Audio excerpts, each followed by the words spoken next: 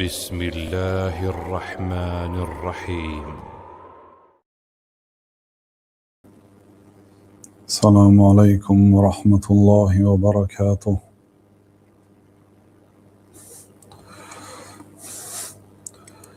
بسم الله الرحمن الرحيم.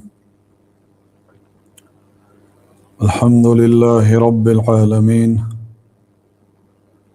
والصلاة والسلام على أشرف الأنبياء والمرسلين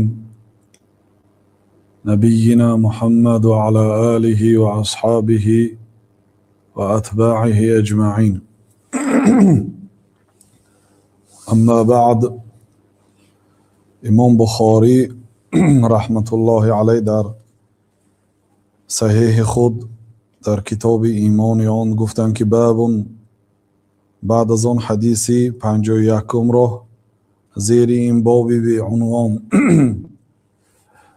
ذکر کرده. گفتند که حدثنا ابراهیم بن حمزه قال حدثنا ابراهیم بن سعد عن صالح عن ابن شهاب عن عبید الله بن عبد الله أن عبد الله بن عباس أخبره قال أخبرني أبو سفيان أن هرقل قال له سألتك هل يزيدون أم ينقصون فزعمت أنهم يزيدون وكذلك الإيمان حتى يتم، وسألتك هل يرتد أحد سخطة لدينه بعد أن يدخل فيه فزعمت أن لا، وكذلك الإيمان حين تخالط بشاشته القلوب لا يسخطه أحد. این حدیث بار دوم است که امام بخاری در جامع صحیح خود روایت میکنند و امام مسلم هم این حدیث را روایت کردند. امام بخاری در کتاب بدء الوحی در حدیث هفتم این حدیث را به پرگی تمام قصه را نقل کردند و اینجا فقط وجه شاهد از ذکر این حدیث به مناسبت آن به کتاب ایمان را آوردن و این حدیث را ما شرح دادگی هستیم در حدیث رقمی 7 و اینجا مختصرا گفته میگذاریم. وقتی که پیامبر صلی الله علیه وسلم به هرقل عظیم روم، یعنی امپراتوری اروپای همان زمانه، مکتوب نوشته او را به اسلام دعوت کردند. وقتی که نامه پیامبر صلی الله علیه وسلم را قرائت کرد، گفت که به بازار آدم فرستانید تا اینکه مردم اهل مکه را جمع کرده آید. کسی از اهل مکه باشد، یعنی از شهری شخصیتی که دعوای پیغمبری میکند از آن شخص باشد، او را به نزد من گرفته بیاید. و از بازار تقریبا 7-8 نفر از تاجرهای مکه را آوردند و اونجا ابو سفیان هم بود. ابو سفیان آن وقت یکی از بزرگان قریش بود، ولی در دین قریش بود، یعنی مسلمان نبود. بعد گفت که کدام شما از روی نسب به او نزدیکتر هستید، یعنی خویشاوندی دارید؟ ابو سفیان گفت من.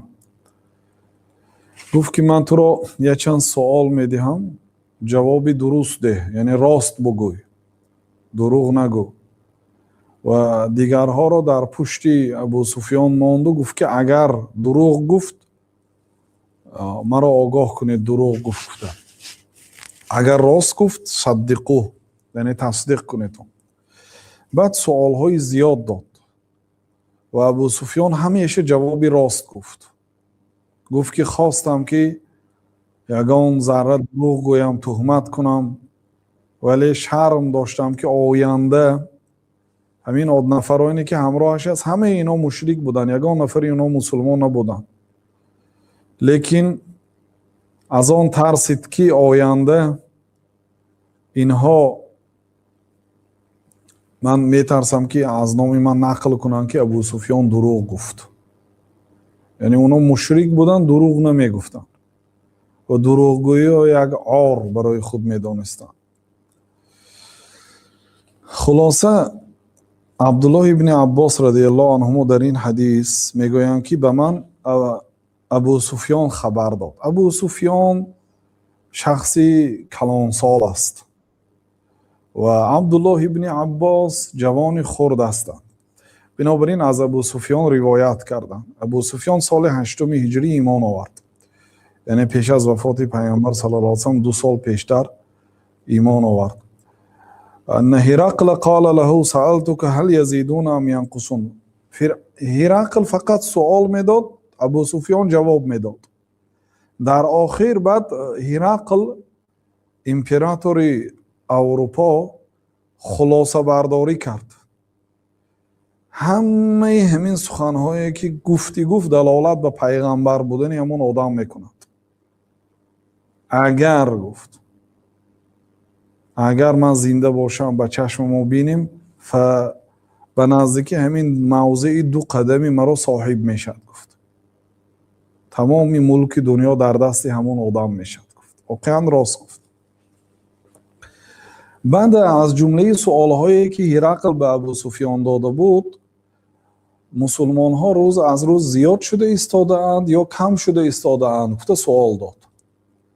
ابو سفیان گفت که بلکه زیاد شده ایستادند. روز از روز مسلمان ها عددشان زیاد می شوند.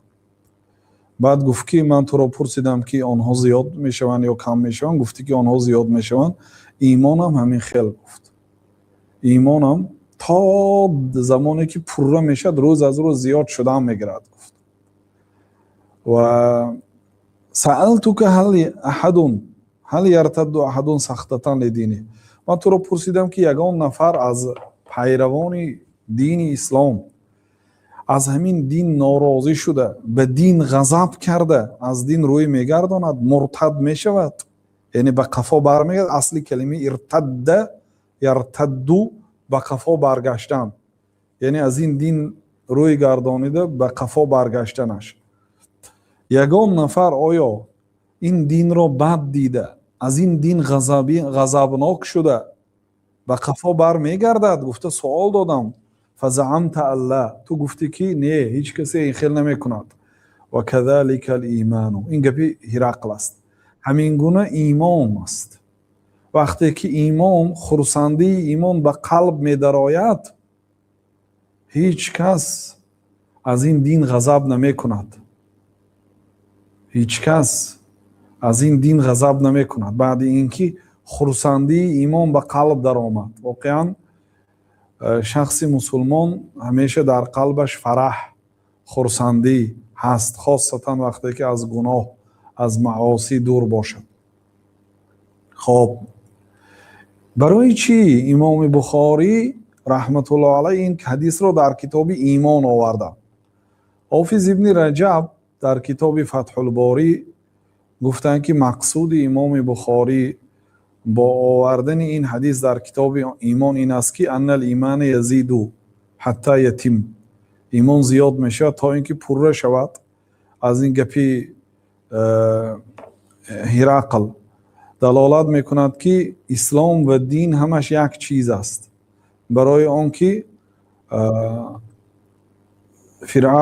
هرقل گفت که آیا یکی از آنها به این دین غضب میکند، از این دین بیرون میشود؟ گفت مراد از ایمانش به ایمان میشود، یعنی کلمه دین به جای کلمه ایمان استفاده شد. این یک معنا برای همین آوردند. و یک معنای دیگرش ولکن لم یرید بذلك بزیادت الایمان هنا الا زیادت اهله، یعنی اینجا خود ایمان نه لیکن اهل ایمان زیاد میشود. مثلا امروز در دنیا 2 میلیارد مسلمان است. 2 میلیارد. در زمانی که 13 سال اولی پیامبر صلی الله علیه و سلم 114 نفر از اهل مکه ایمان آورد. پیش از وفاتشون بعضی مورخان میگن که 114,000 کس همراهشون حج کرد. یعنی در مدت 10 سال 113,000 و قریب 800 و چند نفر ایمان آورد. لیکن عین حال به 2 میلیارد رسید. بنابراین گفتن که ایمان امر ایمان همین خیلی است که اهل ایمان هم زیاد میشوند و مراد بتمامه تمام قوته قوت اهله و تمکنه من اظهاره و دعوت الیه گفتم. یعنی این دین پرقوت می شود. مراد این که اهل دین پرقوت می شود، اما خود دین، اون دین دینی پاک است. دین دین الله است. دین عیب ندارد. اگر یگان مسلمان یگان خطا کرد، یگان گناه کرد، عیبی همون بنده هست، عیبی دین مقدس اسلام نیست. اگر در یک زمان مسلمان ها ضعیف شوند، بله گفته می شود که دین ضعیف شد، مراد نه دین اسلام بقوت شد، بلکه اهل دین ضعیف شدن. اون زمانی بود که اهل دین پرقوت بودن، دنیا می لرزید.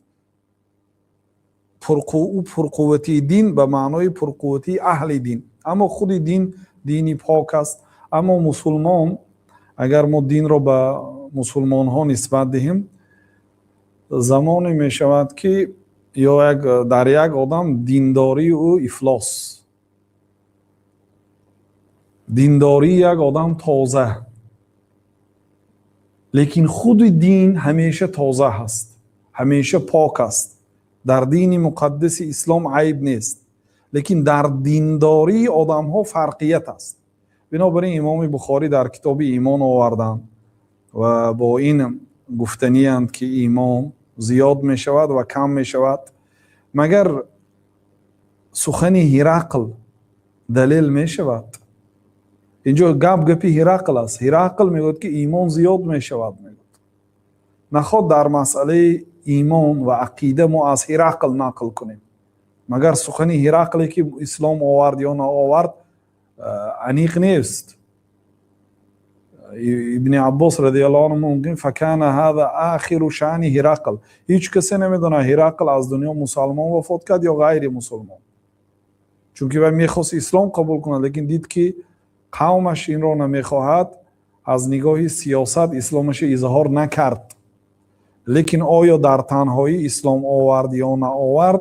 امام بخاری در بدایت کتاب صحیح بخاری حدیثش را آوردند. اول حدیث انما الاعمال بالنیات را آوردند تا اینکه اشاره کردند که الله میداند که عملها وابسته بر نیت است، یعنی عملها وابسته بر قلب است و نمیدانیم که او در قرارت قلبش اسلام آورده در پنهانی کلمه گرداند یا نگرداند. بنابراین ابن عباس که این آخرین امر هرقل است. خب ابن رجب رحمت الله علیه این مسئله را آوردن، گفتن که آیا کلام هرقل در مسئله های عقیده و دین آیا دلیل شده؟ میتواند که اینجا امام بخاری گپی هرقل را دلیل کرده ایستاده ظاهرا. بعد گفتن که نه، اینجا مقصد این که ابن عباس رضی الله عنهما گپی هرقل را همچون اقرار نقل کرده و تابعین بزرگوار از ابن عباس مانند امام زهری استاد مالک این حدیث را روایت کردند و امام محدث ها و امیر مومنین ها در علم حدیث از این استنباط کردند، نه همچون دلیل بودن قول هرقل، بلکه اقرار عبدالله ابن عباس که صحابه و مفسر و ترجمان قرآن و فقیه در دین هست. بنابراین امام بخاری رحمت الله علیه این حدیث را در کتابشان در کتاب ایمان آوردن که ایمان زیاد می شود و اهل او گاه زیاد می شود گاه کم می شود و اینچون اشاره کردن که کسی که اگر ایمان آورد او از این دین مرتد نمی شود. اون مرتدهایی که اونایی که از دین مقدس اسلام گشته، اصلا اونها بعضی علما میگن که اولئک ما وصلوا ولو وصلوا ما رجعوا، اینو اصلا ایمان به قلب آنها رسیده نرفت، یعنی اونها اصلا اثر ایمان آوردگی نبودن، یعنی ظاهرا خودشون مسلمان میگرفتن، مسلمان ها پرقوت شوند، حکومت در دست مسلمان ها باشد، پول در دست مسلمان ها باشد، بعضی ها ظاهرا خودشون مسلمان میگیرن برای منفعت های دنیوی. بعد وقتی که دید که به مقصد و به مصلحتش نیست، بعد روی میگرداند. بنابراین این مذهبی طایفه از علما هستند که اولئک ما وصلوا، اینا اصلا به ایمان رفته نرسیدن. ولو وصلوا ما رجعوا، اگر اینا قدر اسلام میرفتن اینا هیچگاه از اسلام نمیگشتن. بنابراین گفتن که کذام آدمایی که از دین گشت اونا اصلا مسلمان شدگی نبود، اونا فقط روی که اسلام قبول کردن. الله اعلم از قرارت قلبشان. کسی که این دین مقدس اسلام را بزرگی هایش را داند هیچگاه از این دین مقدس اسلام روی نمیگرداند.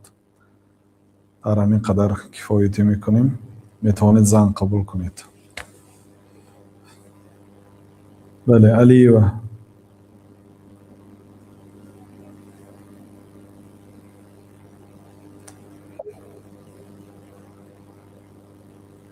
ذکر دوست داشتنی پیغمبر مثلا سلام کدام بودند رو اینکه ما هم همون رو تکرار کنیم. ذکر دوست داشته به این معنا که از همه فلان ذکر را دوست می داشتن، بسیارتر ذکر میکردن. بسیارتر از بین ذکرها حضرت انس میگن که پیامبر صلی الله علیه وسلم بسیار ربنا آتنا فی الدنیا حسنه و فی الاخره حسنه و قنا عذاب النار را میگفتند. و در دیگر حدیث آمده است که افضل الذکر لا اله الا الله، بزرگترین ذکر لا اله الا الله است گفتند. بزرگترین ذکر لا اله الا الله و بزرگترین دعا الحمدلله گفتند. این حدیث دلالت می‌کند که این سنت قولی هست، لا اله الا الله گفتند. و این چنین در بعضی مجلس ها صحابگان کرام می شماریدند جناب رسول الله صلی الله علیه وسلم تا 70 مراتبه تا 100 مراتبه استغفرالله و اتوب الیه میگفتند.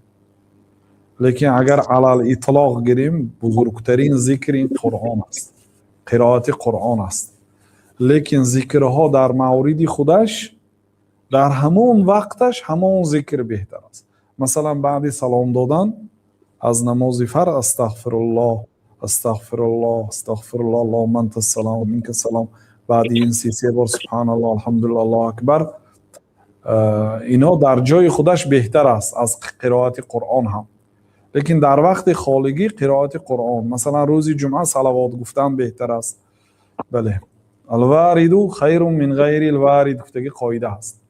اون دعایی که وارد شده است یعنی در وقت مخصوص آمدگی است، همون دعا در عین همون زمان در عین همون مکان بهتر است از دعا یا ذکری که غیر وارد است، در همون مکان وارد نشده است بلکه ذکری مطلق است. قرائت قرآن ذکری مطلق است. در کدام وقت اگر وقتتان خالی باشد ذکر کنم یا قرآن خوانم، گفته سوال دید قرآن خوانم بهتر است. قرآن خوانم ثوابش از ذکر بالاتر است. بله رحمت فرمودم استاد همین معنای همین دعای اسلام میکرد. من فقط تکرار میکنم که همین یا حی یا قیوم برحمتک استغیث اصلح لی شأنی درست است، ایلی نصلح لی شأنی. من همین روز شنیدم که نصلح، اما دویم اصلح لی شأنی میگفتیم. اصلحش درست. بعد همین دیگه مونده رو شنیدم نصلح لی شأنی گفت. من حیران شدم. اصلح این فعل امر است، فعل امر، لیکن ما به الله تعالی امر نمی کنیم، خواهش است. ما از الله تعالی طلب داریم که اصلح لی شأنی کله، ای الله تمام کارهای من اصلاح کن، کارهای دین و دنیای من اصلاح کن. بله از رحمت استاد بهترین ذکر است. رحمت استاد درباره همین بیماری کمتر میگفتید که میگویند که الله به شخصان دوست داشتهش بسیار بیماری میدهد، شاید به سبب آزمایش باشد. وقتی که یک خیلی بیمار میشوند، مثال یگان عضوشان محروم میشوند، یگان چی میشوند، بعد آدما میگویند که انا دیدی و خدا زد و به همین روز گرفتار شد. برای چه مردم همه خیلی میگفته باشند همین چی و اصلا داشته باشد؟ تشکر زیاد، من میپرم سلامت باشد.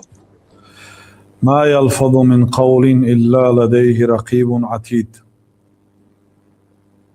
و الله تعالی میگوید که هر یک سخنی که بنده تلفظ میکند مگرم درباره او دو فرشته است می نویسند. هر سخنی که گفتید روز قیامت جوابگری دارد. هر سخنی که تلفظ کردید روز قیامت جوابگری دارد. وقتی که میگید که این خدا زد، این الله تعالی خار کرد، اینا جوابگری دارد. نمیدونیم که الله تعالی برای چی این درد را داد. الله تعالی به حضرت ایوب بیماری داد که 18 سال در بعض روایت ها دوام کرد. حضرت ایوب یگان گناه نکرده بودند، همچون امتحان الله تعالی برایشان درد داد. بنابراین این خیلی گفته نمیشد. الله اعلم، الله داناتر است گفته میشد و احتمال زیاد است که به سبب گناه باشد. لیکن به هر حال گناه باشد ما یگان کس حق عیب کردن در گناه نداریم، چون که خدا ما پر از گناه هستیم. کسی که اگر خواهد که از داخل قلبش وسوسه بیاد که گناه فلانی را یک شمار، گناه فلانی را یک ذکر کن، یا دفترچه گرفته گناه خودش جستجو کند. عاقل آن آدمی که او را گناه خودش مشغول کرده است از یافتن گناه آدم ها. گناه آدم ها را نکاوید. کسی که اگر عیب یک مسلمان را کاود خواهد که آشکارا کند، تتبع الله عورته. پیامبر صلی الله علیه و سلم میگه که الله عورت او را جستجو میکند، یعنی عیبشه.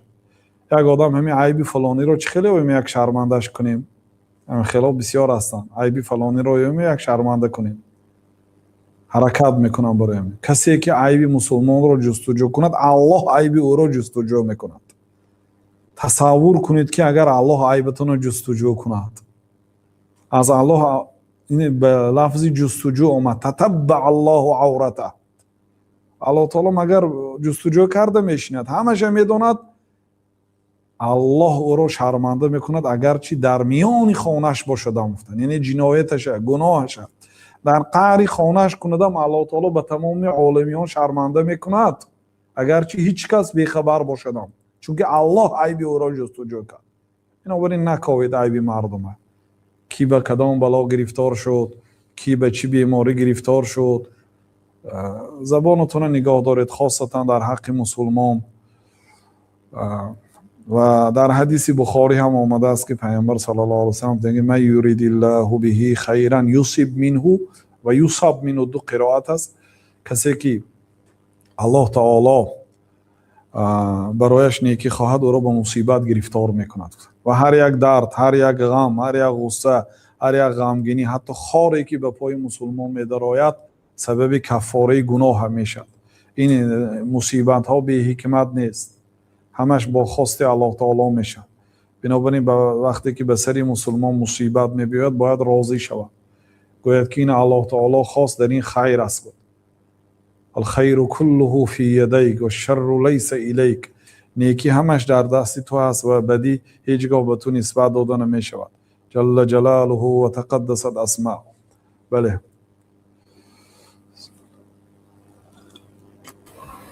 السلام علیکم و رحمت الله و برکاته. علیکم السلام و رحمت الله و برکاته. در وقت طهارت، در وقت پای رو شستن، ممکن است که اگر پای راست را مثلا یکم شسته بعد خشک کنیم همون را، بعد به پای چپ گذاریم، یعنی که باید تر باشد؟ نه، ممکن است، فقط فاصله دراز نشود. مثلا پای راست را شستید، پاک کردید و بعد 5 دقیقهش پای چپ شستید، این کار نادرست است. برای آنکه میگویند که اگر فاصله بین اعضاها به درجه‌ای که خشک نشود، خشک نشود به معنای خشک شدن طبیعی، مثلا پای راست شسته شدید که چای آورد، چای نوشته سخن کرده شدید که پای راست خشک شد، طبیعتاً با هوا خشک شد، این حالتاً شما باید طهارت از نو کنید، چون که در نزد جمهور علما پای در هم شستن اعضاها هم فرض است. این به همون 4 فرضی که الله تعالی در سوره مائده آیه 6 ذکر کرد پای در همی هم میبیاره، برای اون که الله تعالی پای در هم ذکر کرد اعضاها را. بنابراین اگر با سچاق پاک کنید و چند ثانیه وقت میگیرد تا اینکه خشک شود، مثلا بگذار شستید یا باره جوربی خود را پوشیدید مثلا، بعد اینش شستید، هیچ گپی ندارد. الله اعلم.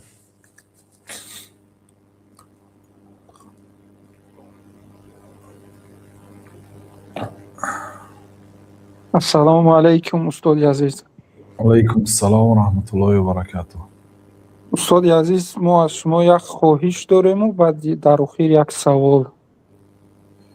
باز یک دقیقه برادر، از تیک تاک سوال دادیم پسر بچه های 10-11 ساله نماز خواندن با طهارتش کامل نباشدم قبول میشد نمازش؟ مردم تیک تاک سلام علیکم و رحمت الله.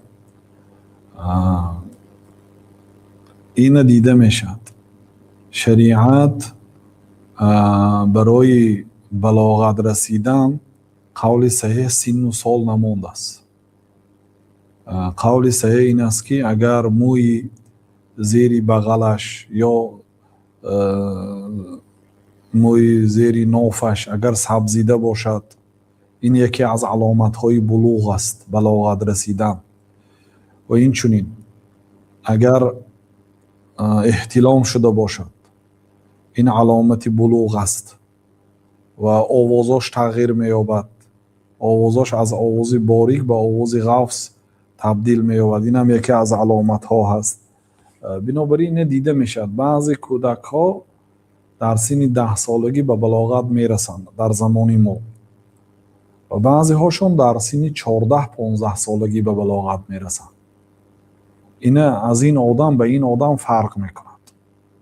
گاه ها یک بچه از برادری کلانیش بروقتر بلاغت میرسد. این چیزی مشاهد است. مثلا در کتاب های قدیم میگفتند که دخترها 9 ساله و پسرها 12 میگفتند، لیکن اونم تخمینی هست.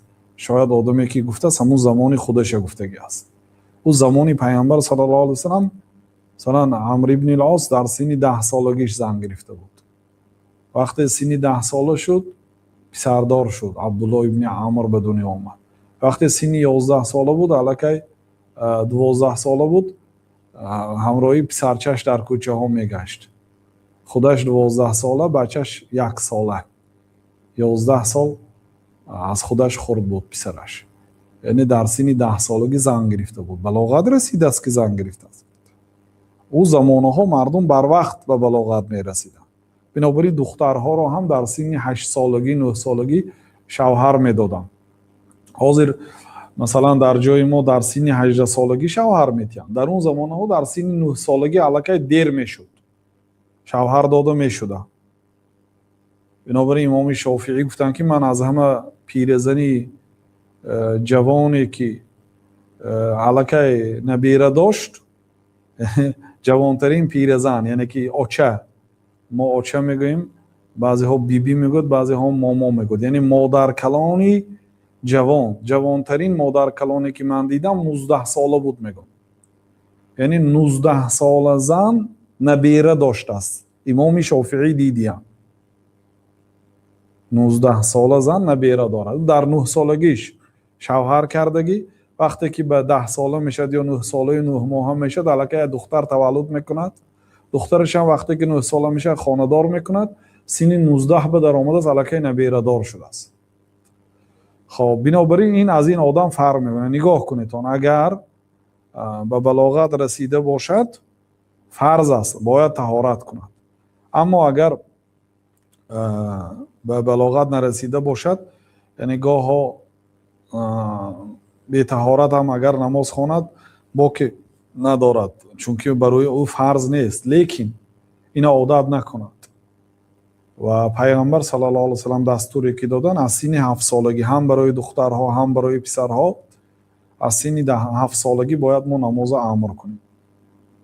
و 10 به که در آمد الکی باید مانندی فرض خواند، اگرچه به بلاغت رسیده است یا نرسیده است، گویا که براش فرض شده باشد، به یگان تأخیر در وقتش نمازها را خواند. والله تعالی اعلم.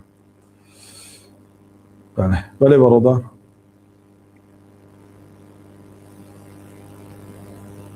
استاد علیکم السلام و رحمت الله و برکاته. استاد شروع میکنم از خواهش اگر که امکانیتتون همین سال شود میتوانید که پیش از به دیگر دولت های اروپایی اومدن پیشتر یک آگاه کنید که ما با شما هم صحبت شویم از پیشی. انشاءالله. استاد سوالی من چنین بود که ما در داخل جمهوری یک چند مدت پیشتر بودیم و امر معروف درباره همین موضوع شد که کمشوی و زیادشوی ایمان و در اونجا در امر معروف چنان دوملا قید کرد که ما در عقیده ماتوریدی هستیم. 90% دوملاهای تاجیکستان و در مذهب امام ابو حنیفه. راست گپ من با عقیده ویها راست گپ راضی نیستم و ما عقیده رو یک طرف میمونیم، عقیده ماتوریدی رو. سوال من چنین بود که اگر شما همین دلیلی که امام ابو حنیفه میگوید که ایمان کم و زیاد نمیشود همینجا اگر میوردید به نهایت خوب میشود. و در آخر السلام علیکم و رحمت الله و برکاته. و علیکم السلام و رحمت الله و برکاته. اصلا ایمان زیاد نمیشود و این عمل از ایمان نیست. این مذهب مرجئه ها هست، ولی طایفه از فقهای کوفه در بین آنها هم منتشر شد که آنها میگفتند که ایمان زیاد نمی شود و کم نمی شود، لیکن اینها سخنهاشون مثل مرجئه ها نبود و بعضی علما رحمت الله علیه گفتند که خلافی که امام ابو حنیفه رحمت الله علیه در این مسئله با دیگر بزرگان اسلام مانند امام بخاری و امام مالک و شافعی و احمد داشتن، خلاف لفظی گفتن. و بعضی علما میگن که نه، خلاف لفظی نه، خلاف لفظی معنوی هست. میگن خلاصه این مسئله هایی که به مردم عوام حاجت ندارد دانستن این خیل مسئله ها، چیزی که مقرر است، لیکن اینا عمل رو واجب میدانستن برخلاف مرجئه ها. مثلا امام ابو حنیفه رحمت الله علیه اون روایت ها هست که 40 سال با طهارت خفتن بامداد را خواندن. میگن برای چی این کارایی کردین؟ اگر عمل از ایمان نباشد، یا در یک رکعت انا امام ذهبی نقل کردن از قاضی ابو یوسف و از دیگرها که در یک رکعت نماز ویتر امام ابو حنیفه ختم قرآن میکردن. اگر عمل از ایمان نباشد، برای چی امام ابو حنیفه رحمت الله علیه اینقدر زحمت کشیدن، اینقدر عمل کردن؟ این همش دلالت میکند این رد به مرجئه ها هست و اینها میگفتن که عمل، مسلمان ها در عمل از همدیگر یتفاضلون، فرق میکنن. یعنی ایمان یک آدم ایمان شما مثل ایمان ابو حنیفه نیست، فرق میکند. بنابراین خلاف لفظی گفتن، یعنی خلاف لفظی به معنای اینکه لفظا بعضی گپ ها به همدیگر مخالف میبیاد ظاهرا، لیکن مضمونی اساسیش به همدیگر موافق هستن. این قولی طایفه از علما خیلی که در مجموع فتاوا آمده است. الله تعالی اعلم. خب سوال فیسبوک هم میخوانیم. میگن که سلام علیکم و رحمت الله و برکاته. استاد اگر مستحب یعنی استنجا کنی بعد از نیم ساعت طهارتی دستور کنی میشود؟ بله میشود. استنجا اصلا بعد قضای حاجت میشود. قضای حاجت که کردید یا برای شما باید خود را از افلاسی پاک کرده برایید. خواه مثلا بعدی بامداد به قضای حاجت در آمدید، یک بار استنجا کرده میبرید. وقتی که پیشین شد تا همین پیشین شما دیگه به قضای حاجت ندار آمده باشید، طهارت دستور میکنید. مردم ما طهارتی دستور میکن، لیکن طهارت همون طهارت است. این استنجا به طهارت داخل نمیشه. این استنجا یعنی پیش از طهارت است. این استنجا طهارت از بسم الله شروع میشد، 3 مراتب دست میشوید، آخرش پا میشوید. این طهارت است. اما استنجا وای حتمی هست. وای وقتی که به قضای حاجت که در آمدید باید خودتون رو پاک کرده برایید. خواه استنجای آبی باشد، خواه استنجای خاکی میگن در کتابا. حاضر امروز مثلا استنجای کاغذی بر آمده است، یا از این هم زمانوی ترش بر آمده است. اینا همش استنجا هست. مراد عینی نجاست از بدن آدم دور کرده شد، همون استنجا هست. والله تعالی اعلم. ولی برادرها در تیک تاک پخش مستقیم روان است، در فیسبوک و در یوتیوب. برای کدام آدمی که یوتیوب کار نمیکنه میتوند از تیک تاک یا از فیسبوک در اومده پیگیری کند. سلام علیکم استاد.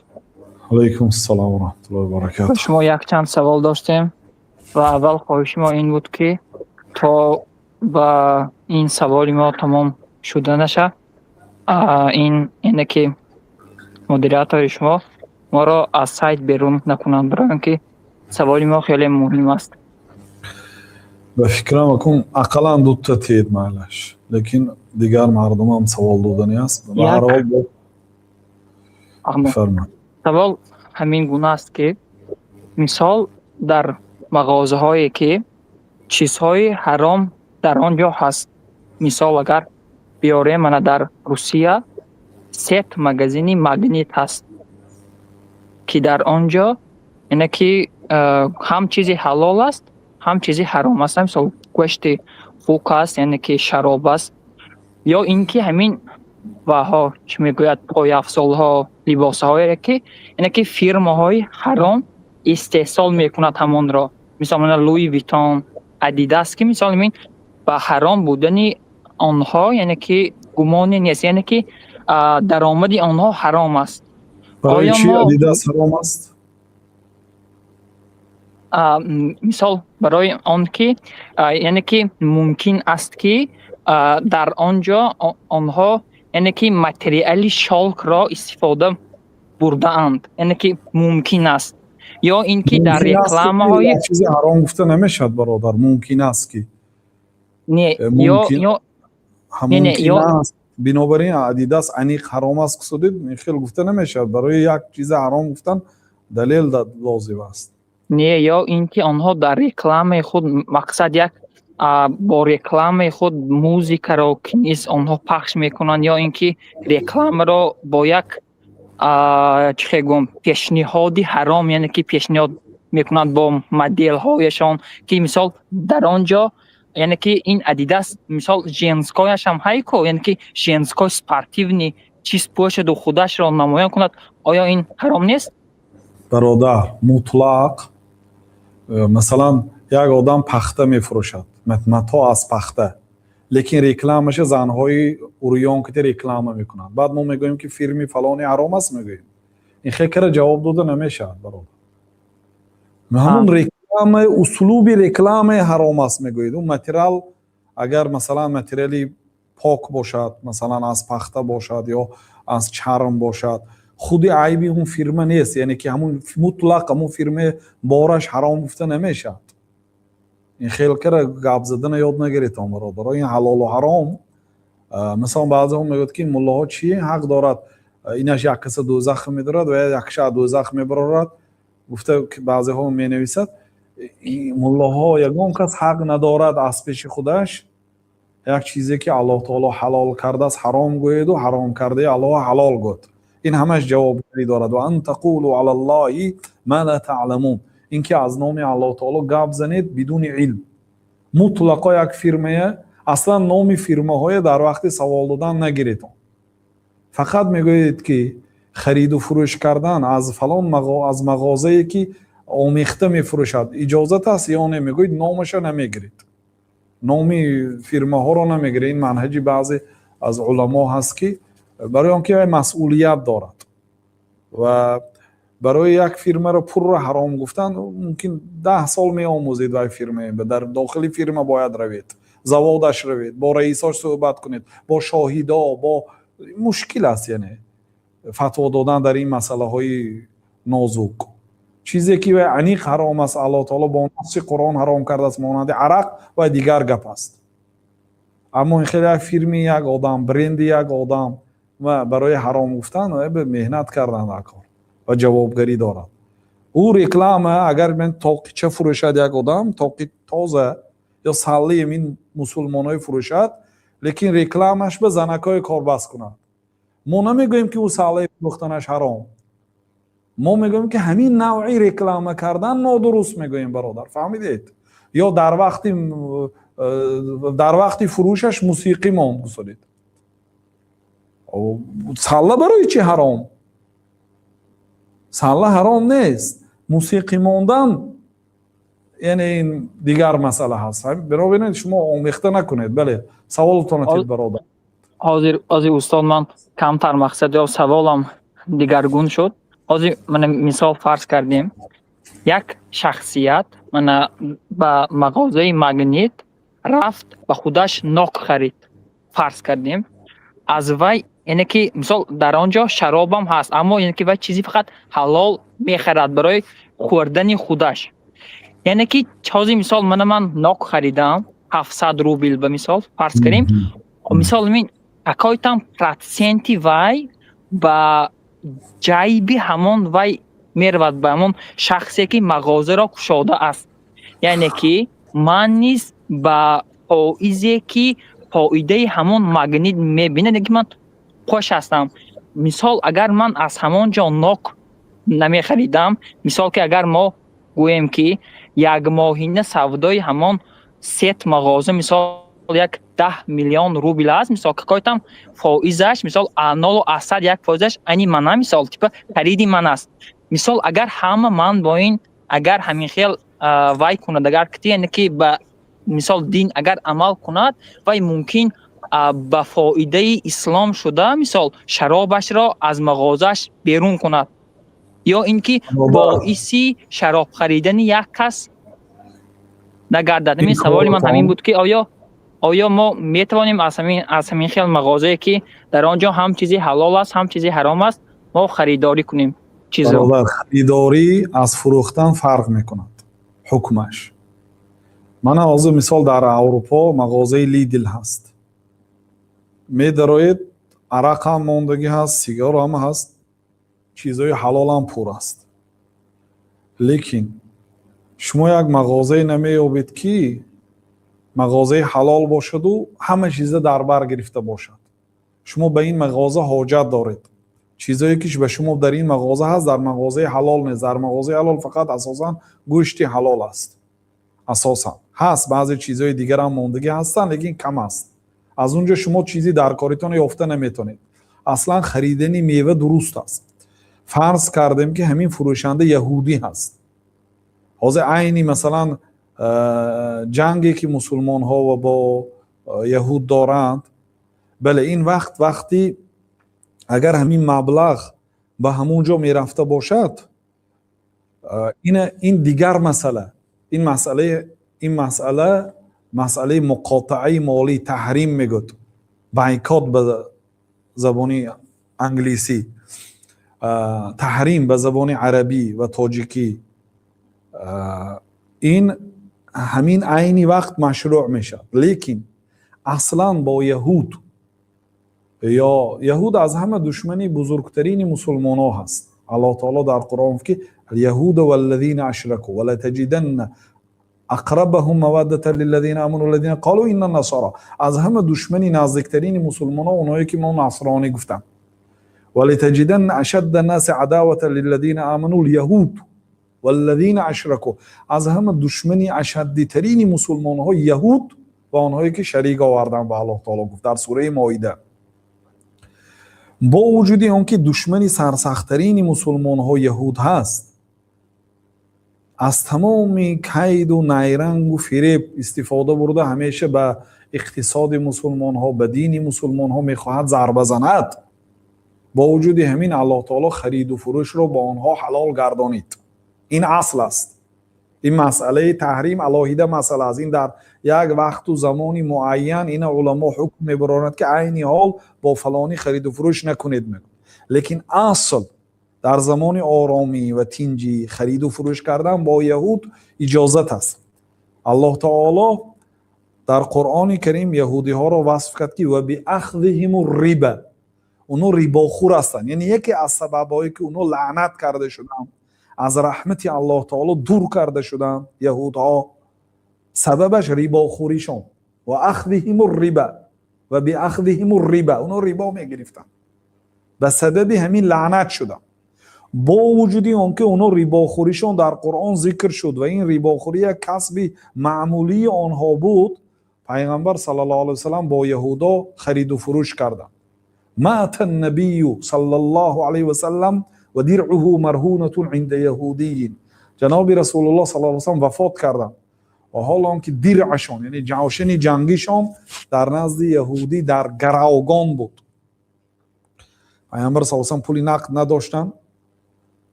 برده جوشنشان را گذاشتند و به عوضش جو گرفتند. گفتند که هر وقتا که پولی جو را آورده دادم جوشن را برمیگردانیم. مات النبی صلی الله علیه و پیامبر صلی الله علیه و وفات کردن از دنیا و حال آنکه جوشنشان در گرو در نزد یهودی مانده بود، پول نداده از دنیا وفات کردن. و حضرت ابوبکر صدیق رضی الله عنه رفته پولی جوش داده، جوشنی مبارک گرفته آمده و بدن پیغمبر صلی الله علیه و سلم رسیدگی است، مبارک است. پولی جو دادن و جوشن گرفته آمده. برای چی پیامبر صلی الله علیه و سلم ماندن؟ میتونستن از یگان مسلمان قرض گیرن، از تاجرهای میلیاردر بود در مدینه، از اونها جو گیرن قرض به، لیکن رفته از یهودی گرفتن. برای چی؟ برای امت داند که خرید و فروش و داد و گریف با غیر مسلمانان از باری که رفته میبیاریم همه بارامو مدین این چینه. یعنی کجا است؟ چین است. چین مشرک است. برای چی میپوشیم؟ تاقیچه هم از چین است برادرو، از مکه خریدگیم، لیکن مالی چین هست. آیفون مالی کی است؟ مالی امریکایی ها هست. در یک قسمتش در ایرلندی چی میشد؟ ساخته میشد. سامسونگ در ویتنام یا در خیتای. ماشین ها از کجا آمد؟ از ژاپن، از گرمانیا. برای چی ما با اونها خرید و فروش کردیم؟ یعنی پولی که ما با اونها میتیم به کجا میرود؟ این خیلی بگیرید همه چیز حرام میکنید برادر عزیز. برای همین این فقط در وقتی باز میگم بایکات، در وقتی تحریم اقتصادی، اینم با فتوا میشد. اگر فتوا دهد علمای اسلام که عین زمان از فلانی ها بار نخرید، از فلان مثلا شرکت ها، از فلان فرما ها استحصال فلان کشور رو مثلا نخرید گوید، اون برای ضرر رساندن به اقتصادش، چون که اقتصاد کافر وقتی که بلند می شود او مسلمان ها رو خار میکنه. بنابراین دشمنای اسلام وقتی که به تاریخشون نگاه میکنید، وقتی کمبغل بودن یا پول داشتن و مشغولیت داشتن به اسلام کار نداشتن، دشمنا داشتن با دشمنای خودشون آورد. وقتی که دشمنانش برطرف کرد، یک طرفه کرد، همش به قتل رسانید، بعد به اسلام دستی دراز کرد. بنابراین حضرت موسی اولین دعای بدی که کردن در اقتصاد فرعون، ربنا انك اتيت فرعون وملأه زينة واموالا في الحياة الدنيا ربنا طمس على اموالهم واشدد على قلوبهم. ای الله تو به فرعون مال و ملک زیاد دادی، زیب و زینت دنیای دادی، اشدد على اول اطمس على اموالهم، مال و ملکاشون نیست و نابود کنه. دعای اول در اقتصاد. دعای دوم بعد در قلباشون دعا کردن که به قلباشون مهر زدن که ایمان نبیارن، از دنیا کافر وفات کنند، تا اینکه عذاب علیم، عذاب علم آور رو در آخرت به پرگی چشند و در آخر حیاتش مسلمان نشوند که الاسلام یجب ما قبل، اسلام گناه پیشینه خود را میبخشد. بنابراین ببینید همین قدر ظالم است، هر روز آدم میکشد، لیکن اول در اقتصادش دعای بد کردن. این در وقتی یعنی تحریم مالی این منهج پیغمبرها هست، این درست است. خب لیکن در غیر وقتی تحریم خرید و فروش با غیر مسلمان ها جایز است برادر. می‌دارید از یک مغازه مثلا چیزی لازمتون رو میخرید، با وجودی آنکه وای در یک کنجی مغازه چیزی حرام فروخته است، لیکن عکسش در یک مغازه‌ای که چیزی حرام هم میفروشد حلال هم میفروشد شما در اونجا کار نمیکنید. برای چی؟ برای آنکه مزد شما از همون پول ها میشد، آمیخته با حرام و حلال است. مزد شما حرام. در اینجا شما فقط می‌دارید سیب یا ناک خریده میبرید، تمام اون عرق فروخته است، برابر ضرری خودش است. لیکن اگر همین دو مغازه هست، یک مغازه چیزی که شما خواستید هست از آن مسلمان است، یک مغازه دیگه از آن غیر مسلمان است، هم حرام میفروشد یا حلال، بگذار مسلمان باشد. مثلا در کشور ما هم بعضی برادرها به آشخانه‌ها یا مغازه‌های بعضی آدم‌ها نمی‌در آمدن. چیز برای خریدن چیزی حلال هم. برای چی؟ برای آنکه خودش چیزی حرام می‌فروشد در دیگر دکانش یا تجارتی حرام هم دارد یا خودش آدمی خوب نیست، بی نماز هست، نمی‌خریدن. میگفتن که برای این برادری نمازخوان شود. این دیگر گپ است. لیکن شما در یک کشوری هستید که می‌دارید یگان چی ندارید برای خریدن، دیگه مغازه حلال نیست. یگان نمی‌دانید که فلان مغازه از مسلمان‌ها هست. شما به همین چیز حاجت دارید. خریدن از غیر مسلمان‌ها اجازت است و آنها حال آمده است که این فروختن عرق یا فروختن یک مال حرام اون طرف است، اونا به الله تعالی ایمان نآوردن، از این گناهی کلانتر کردن. اگر اشکال داشته باشید میتونید پرسید این مسئله‌تون اول یک طرفه کنید. فهمیدید برادر؟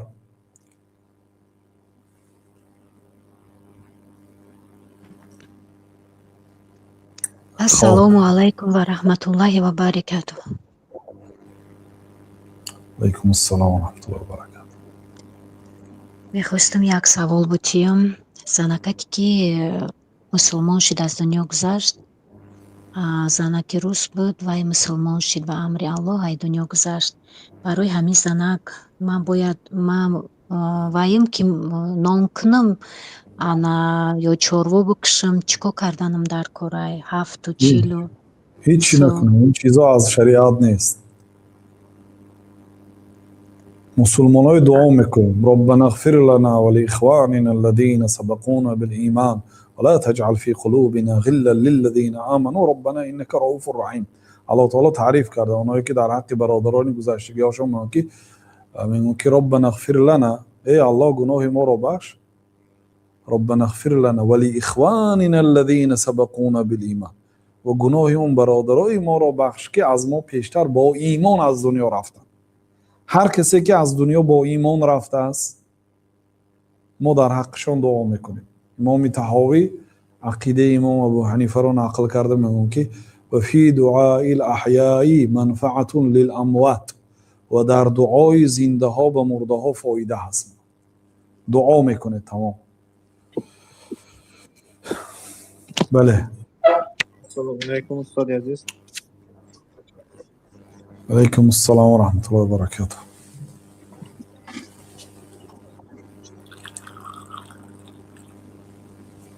بفرمایید برادر.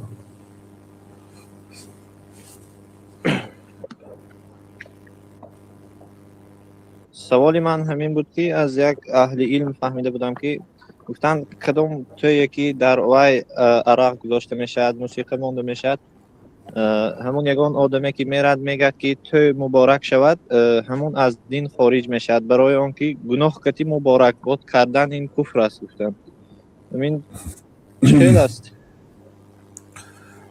توی نیو همین عقد نکاحی شما مبارک شود، مقصد خاندار شده ایستادیان همون فرزندایت دعا کردن اینجا که پی ندارد که همی ها چلی که پیامبر صلی الله علیه و سلم در حق داماد و عروس دعا میکردن بارک الله لک، خاصتا خطاب به داماد است، بارک الله لک و بارک علیک، الله تعالی به تو برکت دهد و به هر چیزی که داری برکت دهد، یعنی خودت مبارک گرداند و مال و ملک و دارایی هات هم مبارک گرداند و جمع بینکما فی خیرین، و این جمع شوی شما، یعنی تا امروز جدا بودید از همین روز اعتبارا جمع میشید، این جمع شوی شما را در نیکی گرداند.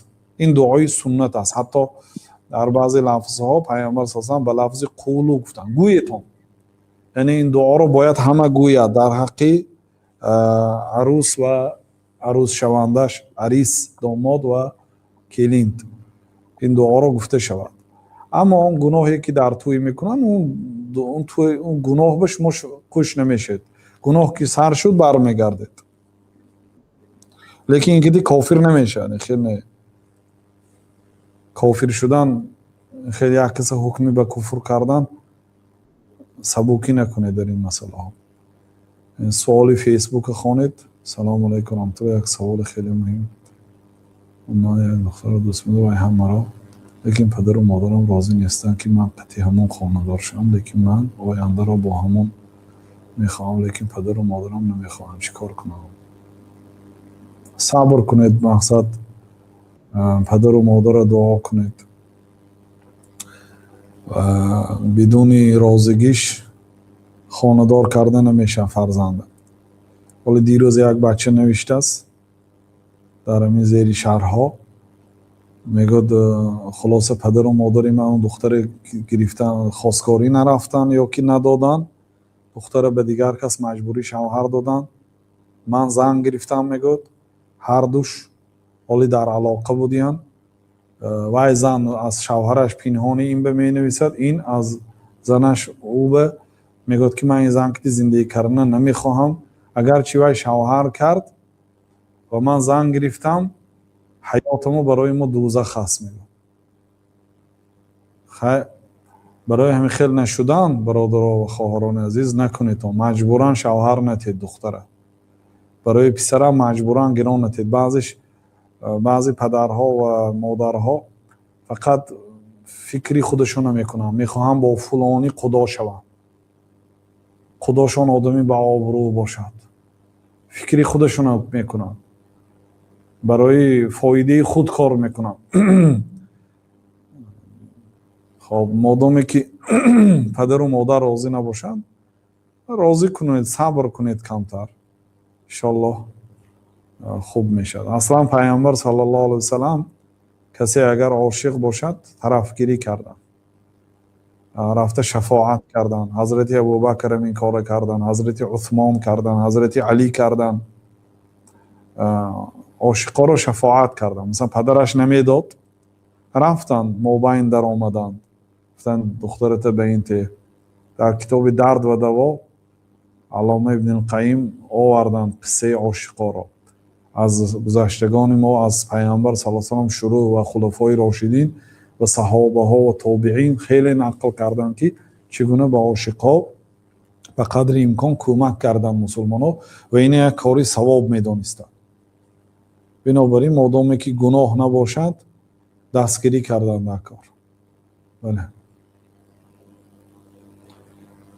معروف. السلام علیکم و رحمت الله و برکاته. استاد امیدوارم که خوب و صحتمند هستید. بعدا سوال من در موردی شخصانی بود که یعنی شخصانی که نماز نمیخوانند و آنها شما را گوش میکنند. در افیری گذشتهتون گفته بودید که یعنی که یک مادر برای شما، یک برادر برای شما گفته بود که مادرم نماز نمیخواند ولی گوش میکند شما را. شما گفتید تعجب کردید که بی نماز ها هم ما را گوش میکردیند. یعنی به همین مانند هستند شناسای خودم هم، یعنی برادرای تاجیک خودیم او بی نماز هستند ولی گوش میکنن شما را، یعنی پیگیری میکنن، هم در یوتیوب در شما پادپیساچه کرده هستند، هم در تلگرام و هم در اینستاگرام اونها گوش میکنند ولی نماز نمیخوانند. و خواهش من این بود که کمتر برای همون شخصایی که شما را گوش میکنند و نماز نمیخوانند برای همونها کمی فهماتر سخن میکردید. و سوال دوم این بود که شخصانی که در بالا درباره طهارت سوال شد، شخصانی که طهارت میکنند تا مسح سر و بعد از گذشتن یک چند مدت پای را میشویند، یعنی در این یعنی فاصله بین شستن پا و طهارت های قبلی میگذارند و این را هم مکملتر میفهمانید، چون خودم هم دیدگی هستم چندین شخص ها را که این کار را میکنند. بعد مسح سر یک چند ساعت ها فاصله میگذارند، بعد پای را میشویند. و بعدا درباره همون داعش و داعشی ها کمی سخن میکردید، چون در سوال قبلی گفتم که شخصان بی نماز ها شما را گوش میکنند و عیناً همون ها هم طرفداری نسبت داعشی ها دارند، یعنی خود نماز را نمیخوانند ولی شوق و رغبت و میل نسبت همون داعشی ها دارند که آنها خیلی غیورتر و جسارتمندتر هستند و امروز که ما مظلوم هستیم، یعنی از طرزانچه که ما میگویند ولی خودشان نماز نمیخوانند، عمل نمیکنند. و درباره بعدا چی است؟ همون دویشی و عموما 3 سوال شد. یکی درباره طهارت، دوم درباره بینماز ها، سوم درباره دویشی ها. یعنی همین ها مکملتر میفهمانید استاد. جزاکم الله خیرا، سلامت باشید. خب مسئله کسانی که نماز نمیخوانید، شما فکر میکنید که نماز وزنین است؟ همه انسان ها در جستجوی خوشبختی هستند، اما آدمی که در دستش تلفن هر کجا را تماشا دارد، یک چیزی کافته ایستاده است که او را خرسند کند، او را خوشبخت کند. خاصتا اگر گناه جستجو کند، هیچگاه خاطراتون جمع کنید که در گناه خوشبختی نیست. اصل السعادت الایمان بالله و رسوله. اصل خوشبختی در ایمان آوردن به الله و رسولش است. هر چقدر نفستون شما رو به گناه طلب کند و شما از وی دور ایستید، در آن لذت است. در گناه لذت نیست. در گناه فقط حسرت، ندامت، پشیمانی هست.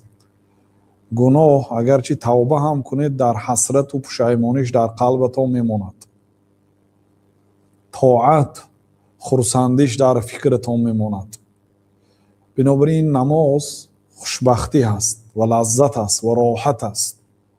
برای چی؟ چیزی که به فایده شما هست، نه به فایده الله تعالی. اگر تمام دنیا نماز خونه، به الله تعالی هیچ فایده نیست. الله تعالی غنی است، بی حاجت است، صمد است، نیاز ندارد، بلکه تمام مخلوقات حاجتش را از الله تعالی میپرسد. یطعم ولا یطعم، طعام میدهد، طعام داده نمیشد. برای چی نماز نمیخوانید؟ نماز برای فایده شما هست و تمام خیر در نماز است و نماز وقت زیاد نمیگیرد و نماز برای فایده تون است. 10 روز نماز خوانید، نتیجه اش را بینید. چقدر برادرها بودن نماز نمیخواندند، وقتی نماز را تعلیم گرفتن نماز خواندند، خرسندی آنها معلوم بود، با زبانشان هم میگفتند که این نماز چیزی خوب بود است. بعد دیگر وقتی یه نماز قضا میکنید دلتون سیاه میشد. این نماز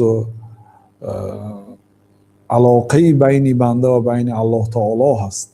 ما از 2 ماده آفریده شدگی هستیم، ماده زمینی و ماده آسمانی. روح ما این اساسی ماده این 2 ماده هست. برای آنکه وقتی که روحتون که از جسدتون برآمد، دیگه همین لباسایی که در تن دارید همین به سزاوار نیستید. شما همشه میگیرن از تنتون. یه لباس سربی سفیدی تنوک خنوک کتی برده در قبری تنگ و تاریک، دیوانتون شاید $1000، شاید $10,000، شاید $100,000 باشد دیوانتون. میرید به یک خاک. برای چی اینقدر بی‌قدر شدید؟ برای اینکه روحتون برآمد. روحتون برآمد دیگه، جانتون قدر نداره. اون ماده زمینی هست، اون ماده آسمانی روح هست. او غذاش به الله تعالی میشد، با نماز و با بندگی، با شناخت الله تعالی میشد. برای او وقتی که غذا نمیدهید بعد روحتون بیمار میشد. خیلی که به جسم اگر طعام نمیدهید، نوشابه نمیدهید، خوابش نمیدهید، در 2 روز 3 روز اون جسم الکی تغییر مییابد. تصور کنید بعضی انسان ها شاید 60 در آمدین، شاید 50 در آمدین، حالی نماز نخواندین. اون روح بیمار است. بنابراین برادرها و خواهرای عزیز، به نماز بی اهمیتی نکنید. کوشش کنید نمازهاتون مردها در جماعت و دیگرها در وقتش خوانید. برای فایده خودتون است، برای فایده دین، دنیا آخرت خودتون است، برای فایده فرزنداتون است. و کان ابوهما صالحا، پدری این کودک آدمی خوب بود. گفتن پدرش آدمی خوب بود. نمازخوان نباشید شما صالح گفته نمیشید. و کان ابوهما صالحا، پدر این دو کودک آدمی صالح بود، بینماز فاسق است، بینماز حکمش معلوم است، صالح حساب نمیشد. بینماز هزار آدمی خوب باشد، خیر و سخاوت داشته باشد، روزه دارد، تمام کارهای نیک کنه، ولی نماز نخواند و صالح نامیده نمیشد. و کان ابوهما صالحا، این دو کودک پدرش آدم خوب بود. گفتن حضرتی خضر به موسی علیه السلام و آنها دو پیغمبر آمدن یکی کرد. به سبب چی؟ به سبب اینکه پدرش آدم خوب بود. گفت شما اگر آدم صالح باشید فایده شما به فرزنداتون میرسد، به نبیره هاتون میرسد. چون که بعضی مفسران میگن که مراد از پدرش هفت پوش بابایش آدم صالح بود. شما صالح باشید و فرزنداتون سرایت میکنند، و نبیره هاتون سرایت میکنند، فایده شما میرسد. بنابراین برادرها سبوکی نکنید به امر نماز. ما سلککم فی سقر، شما رو چی به دوزخ آورد؟ در سوره مدثر قرآن گیرید، این ترجمه هاش هست، خوانید. ما سلککم فی سقر، شما رو چی به دوزخ آورد؟ قالوا لم نکن من المصلین، ما نمازخوان نبودیم. این دنیا همش از بینی تا میبرد پگه، وقتی کندن جان میبیاد دیگر پشیمانی فایده نمیکنه. بنابراین هر لحظه غنیمت است برادرها. توبه کنید به گذشتتون، طهارت کنید، نماز شروع کنید. بله. مسئله طهارت فاصله باید دراز نباشه. مثلا یک آدم تا مسیح سر کشید و بعد دست و روهاش پاک کرد، سچاق کردی، مثلا پاشو برآمده در جای الهیده شست. اگر فاصله کم باشه، 1 دقیقه باشه، هیچ گپ نه، چون که در 1 دقیقه خشک نمیشد باقی مانده اعضاها. فاصله کم باشه دیگه، فاصله دراز نباشه. فاصله که دراز شد از نو باید طهارت کنید. اما اونایی که گفتید که فلانی ها، مسلمان ها باید زیرک باشند، به دسیسه های دشمن های اسلام گرفتار نشوند. گاه دشمن های اسلام ما رو با خودمون به جنگ میاندازند، برای اینکه مسلمان غلبه کرده نمیشد. مسلمان قوه ایمان دارد.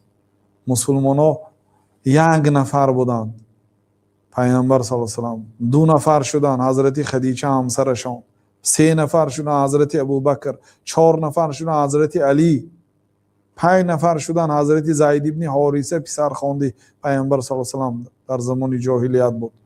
6 نفر شدن، عبدالله ابن مسعود کنت سادس الاسلام، من 6مین مسلمان ها بودم، 6مین اسلام بودم.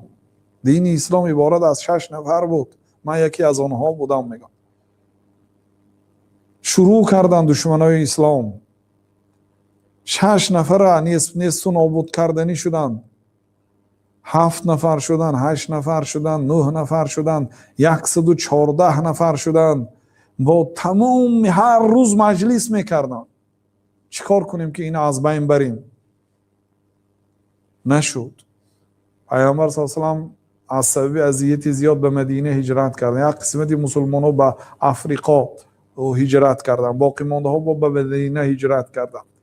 مدینه دولت اسلامی شد، مساحتش وسیع شد. اومد مکه را گرفت سال 8. مکه هم به دولت اسلام پیوست. همین گونه دین مقدس اسلام در زمان پیامبر صلی الله علیه و سلم به قدری رسید تا وقتی حجۃ الوداع در حج خیر و خوش کردن 114,000 نفر، بعضی ها میگن که در طرف راست تا چشم دیدن آدم بود، راست و چپ و پیش و قفا تا چشم میدیدگی جا آدم بود. این خیلی زیاد میشه. بعضی گفتن که 114,000 زیاد میشه. زمان حضرت ابوبکر 2 سال، زمان حضرت عمر 10 سال و 6 ماه، زمان حضرت عثمان رضی الله عنه 12 سال. دیگه دشمنای اسلام خاطراشون جمع کردن. مسلمان ها 3,000 نفر با امپراتور اروپا جنگ کردن. 600,000 عسکر داشت. 600,000 عسکر. وقتی که خبری خروج لشکری مسلمان ها رو فهمید، امپراتور گفت که چند نفر برآمدین به جنگ؟ 3,000. گفت 200,000 لشکر جدا کنید. یعنی غیر خلق خودی اونا عسکراشون الهیده بود.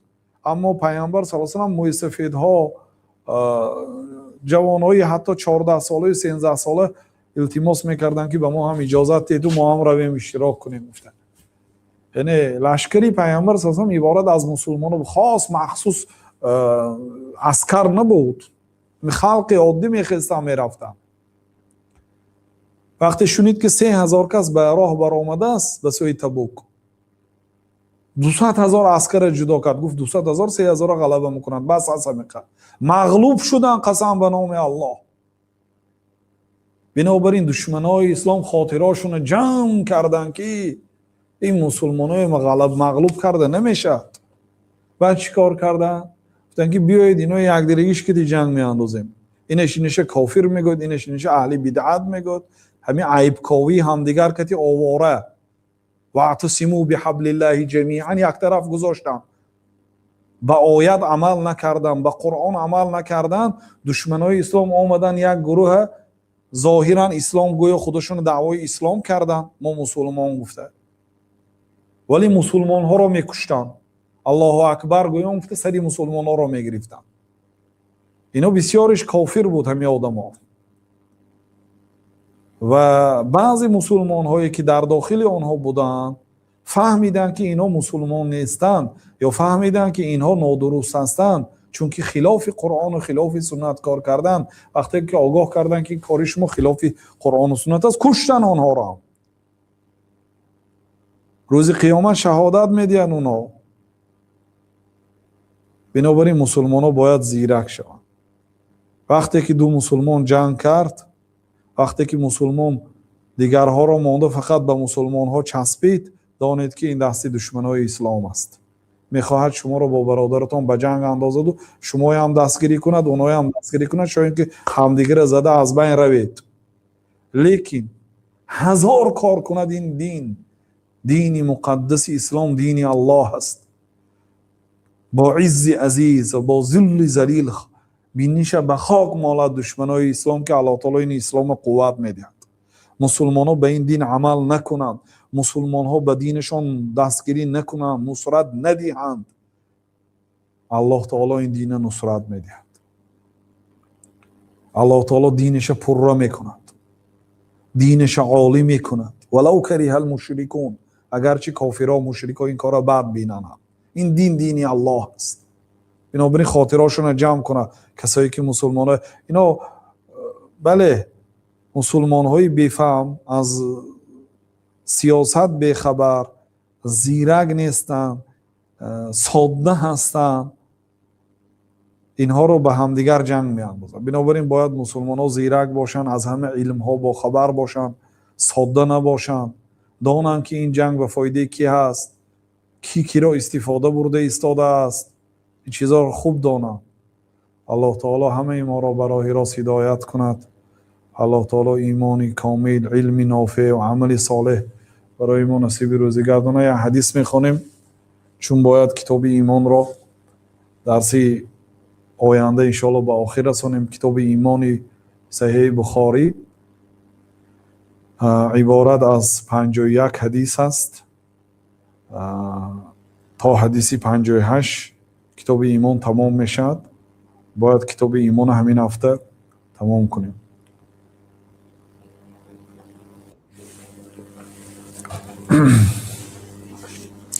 بسم الله الرحمن الرحيم. يقول الإمام البخاري رحمه الله: باب فضل من استبرأ لدينه وعرضه.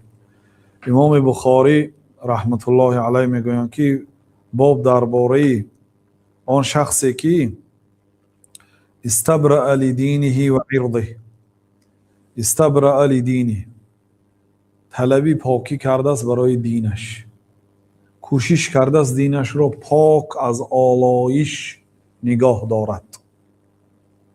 چی معنا دارد؟ برای چی در کتاب ایمان آوردن؟ باب درباره آن آدمی که دینش را کوشش کرده است پاک نگاه دارد. یعنی از بین آدم‌هایی هستند که کوشش میکنند دینش را پاک نگاه دارد، به شبهه ها دست نزند. از بین آدم‌هایی است که دینش را آلوده میکنند. حج کرده است، عمره کرده است، ضد اسلام گپ میزند، ضد شعائر اسلام گپ میزنه، مسجد بعد میبیند، گنبز بعد میبیند که شعار مسجد است. مثلا اگرچه بی گنبز هم مسجد ساخته میشد، لیکن گنبز بعد دیدن مسجد بعد دیدن، چون که علامتی مسجد است. و مناره مثلا اینا از دور وقتی که مناره میبینید مسجد میبینید، به همین طریق مسجد مییابید. اینا علامتی مسجد شده است. بعد دیدنی مسجد کفر است. عمره کرده است 5 مرتبه مسجد بعد میبیند، اسلام بعد میبیند، قرآن بعد میبیند، ریش بعد میبیند، حجاب بعد میبیند. اسلام، همین آدم دعوای اسلام دارد، شاید روزه میدارد، شاید یگان خیر و سخاوت دارد، زکات میتید، یا بعضیش با نماز هم میخواند، بعضی هاش ریش هم مونده است، ولی دینش از حرام و از حرام کرده های شریعت، از شبهه ها تازه نیست. یک کلباسی حلال و یک شیشه عرق بیار گفته است. و کلباسی حلال چی فایدت میکنه اگر یک شیشه عرق خوری؟ پول داده زفت است که رو از مغازه یک کلباسی حلال و یک شیشه عرق بیار.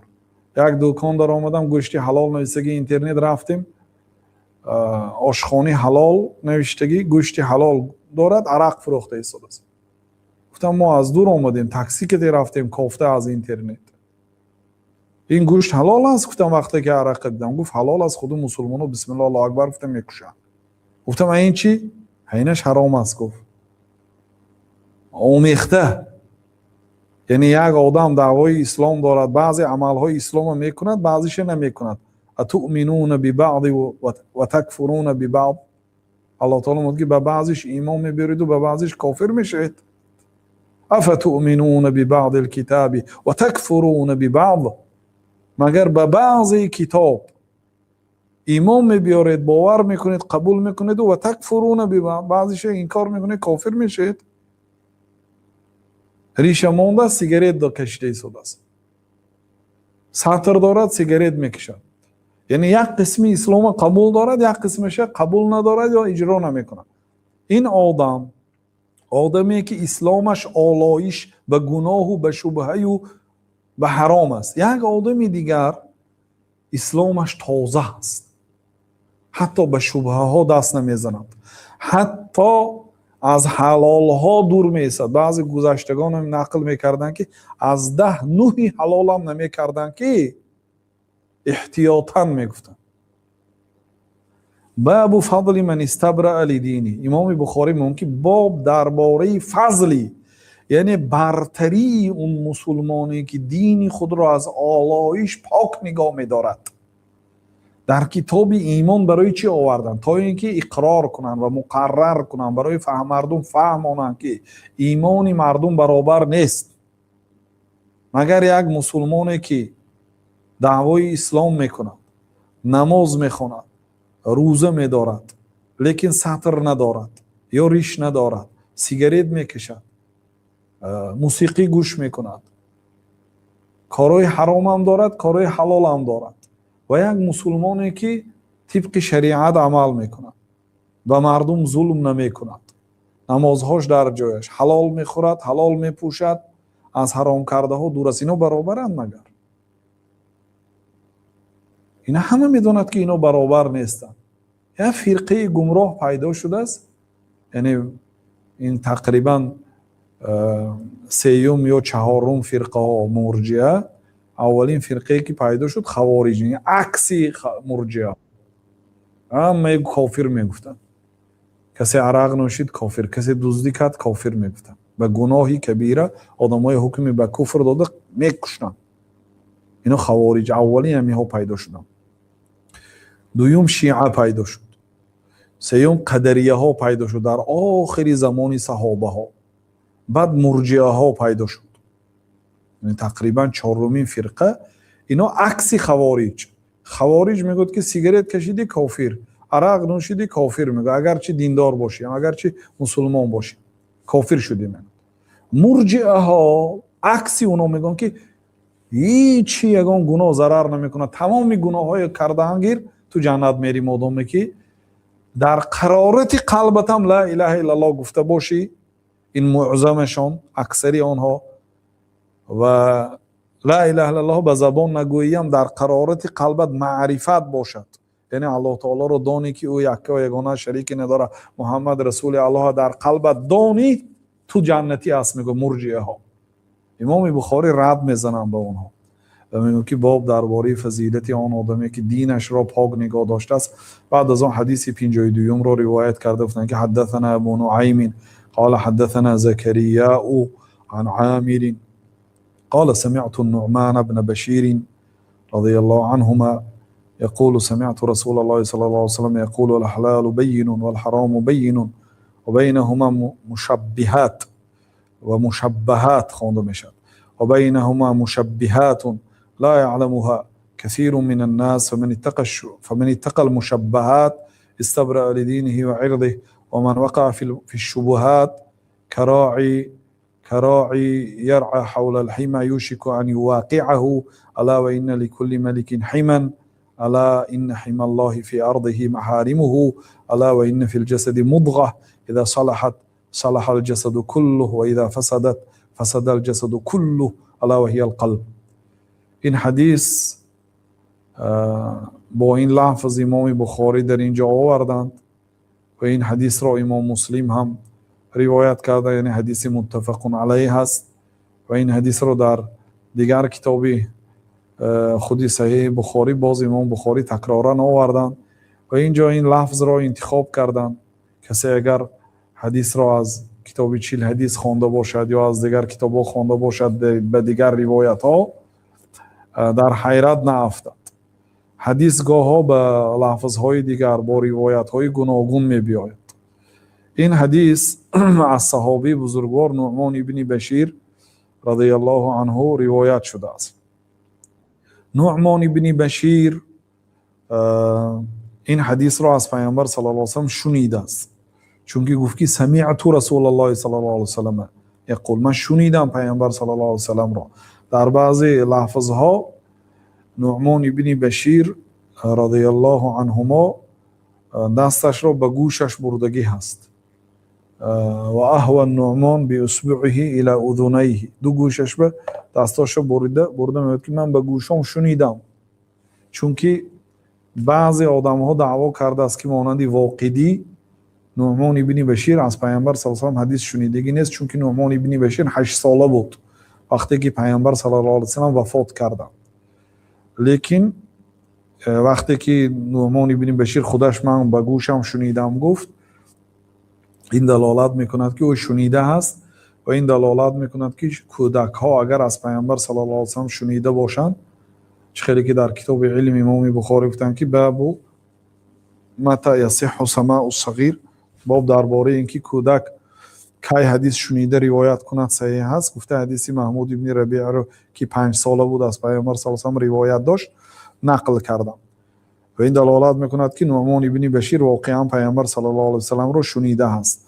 و نعمان ابن بشیر این حدیث رو وقتی که گفت، ببینید من عامر شعبی روایت میکند. عامر شعبی فقیه مشهور، تابعین بزرگوار، رجال این در این سند همه کوفی ها هست. نعمان ابن بشیر اگرچه از اهل مدینه است ولی امیر کوفه بودند. بعضی ها در روایت مسلم آمده است که خطب به بحمص، در شهر حمص خطبه خواند و در بعضی روایت ها خطب بالکوفه، در کوفه خطبه کرد. درست است هر دوشم، چون که ایشان هم در کوفه امیر شهر بودند هم در حمص امیر شهر بودند. ببینید صحابه هایی که از پیامبر صلی الله علیه و آله حدیث شنیده بودند در آخرای عمرشون همشون رئیسای شهر شدند. حمص این اول در سوریه هست، کوفه در عراق است، یعنی به همونجا رئیس شهر امیر شهر تعیین شده رفتن. و عامر شعبی میگه که من در هر دوشم شنیدم که در بالای منبر ایستاده حضرت نعمان ابن بشیر این حدیث را میگفت.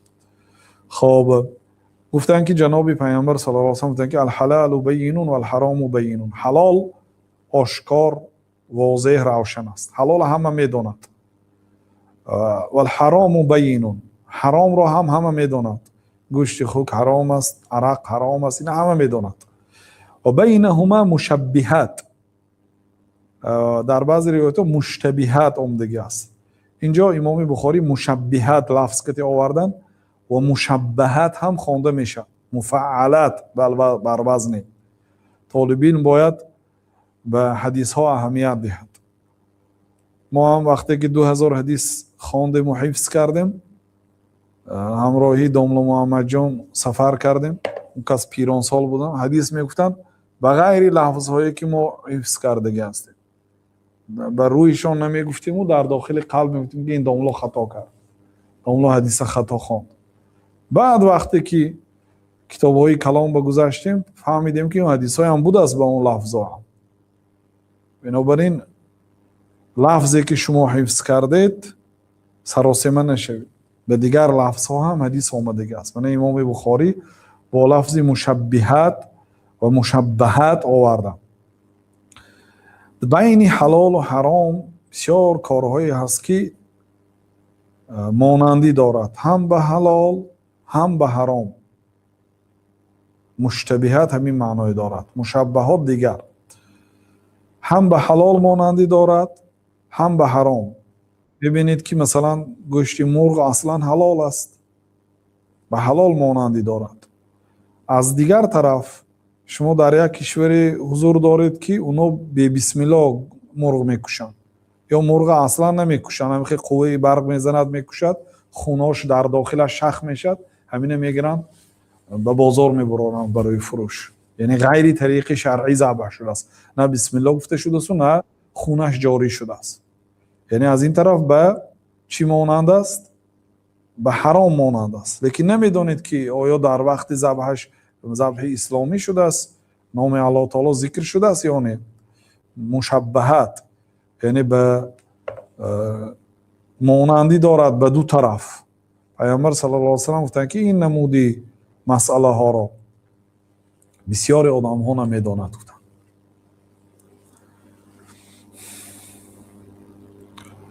بعضی ها معنای مشبهات گفتن که شبهت بغیرها، به دیگر چیزا مانند کرد شد، مما لم یتبین به حکمها فی التعیین.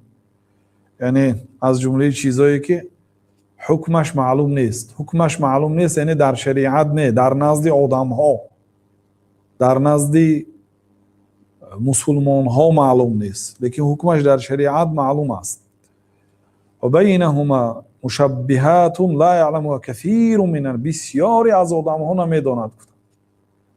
و بعضی علما مانند حافظ ابن رجب گفتند که این حدیث دلالت میکند که حتی فقها و طالب علم و علما هم اگر در یک مسئله اختلاف کنند، حق در جانب یک کس است، حق در جانب یک قول است.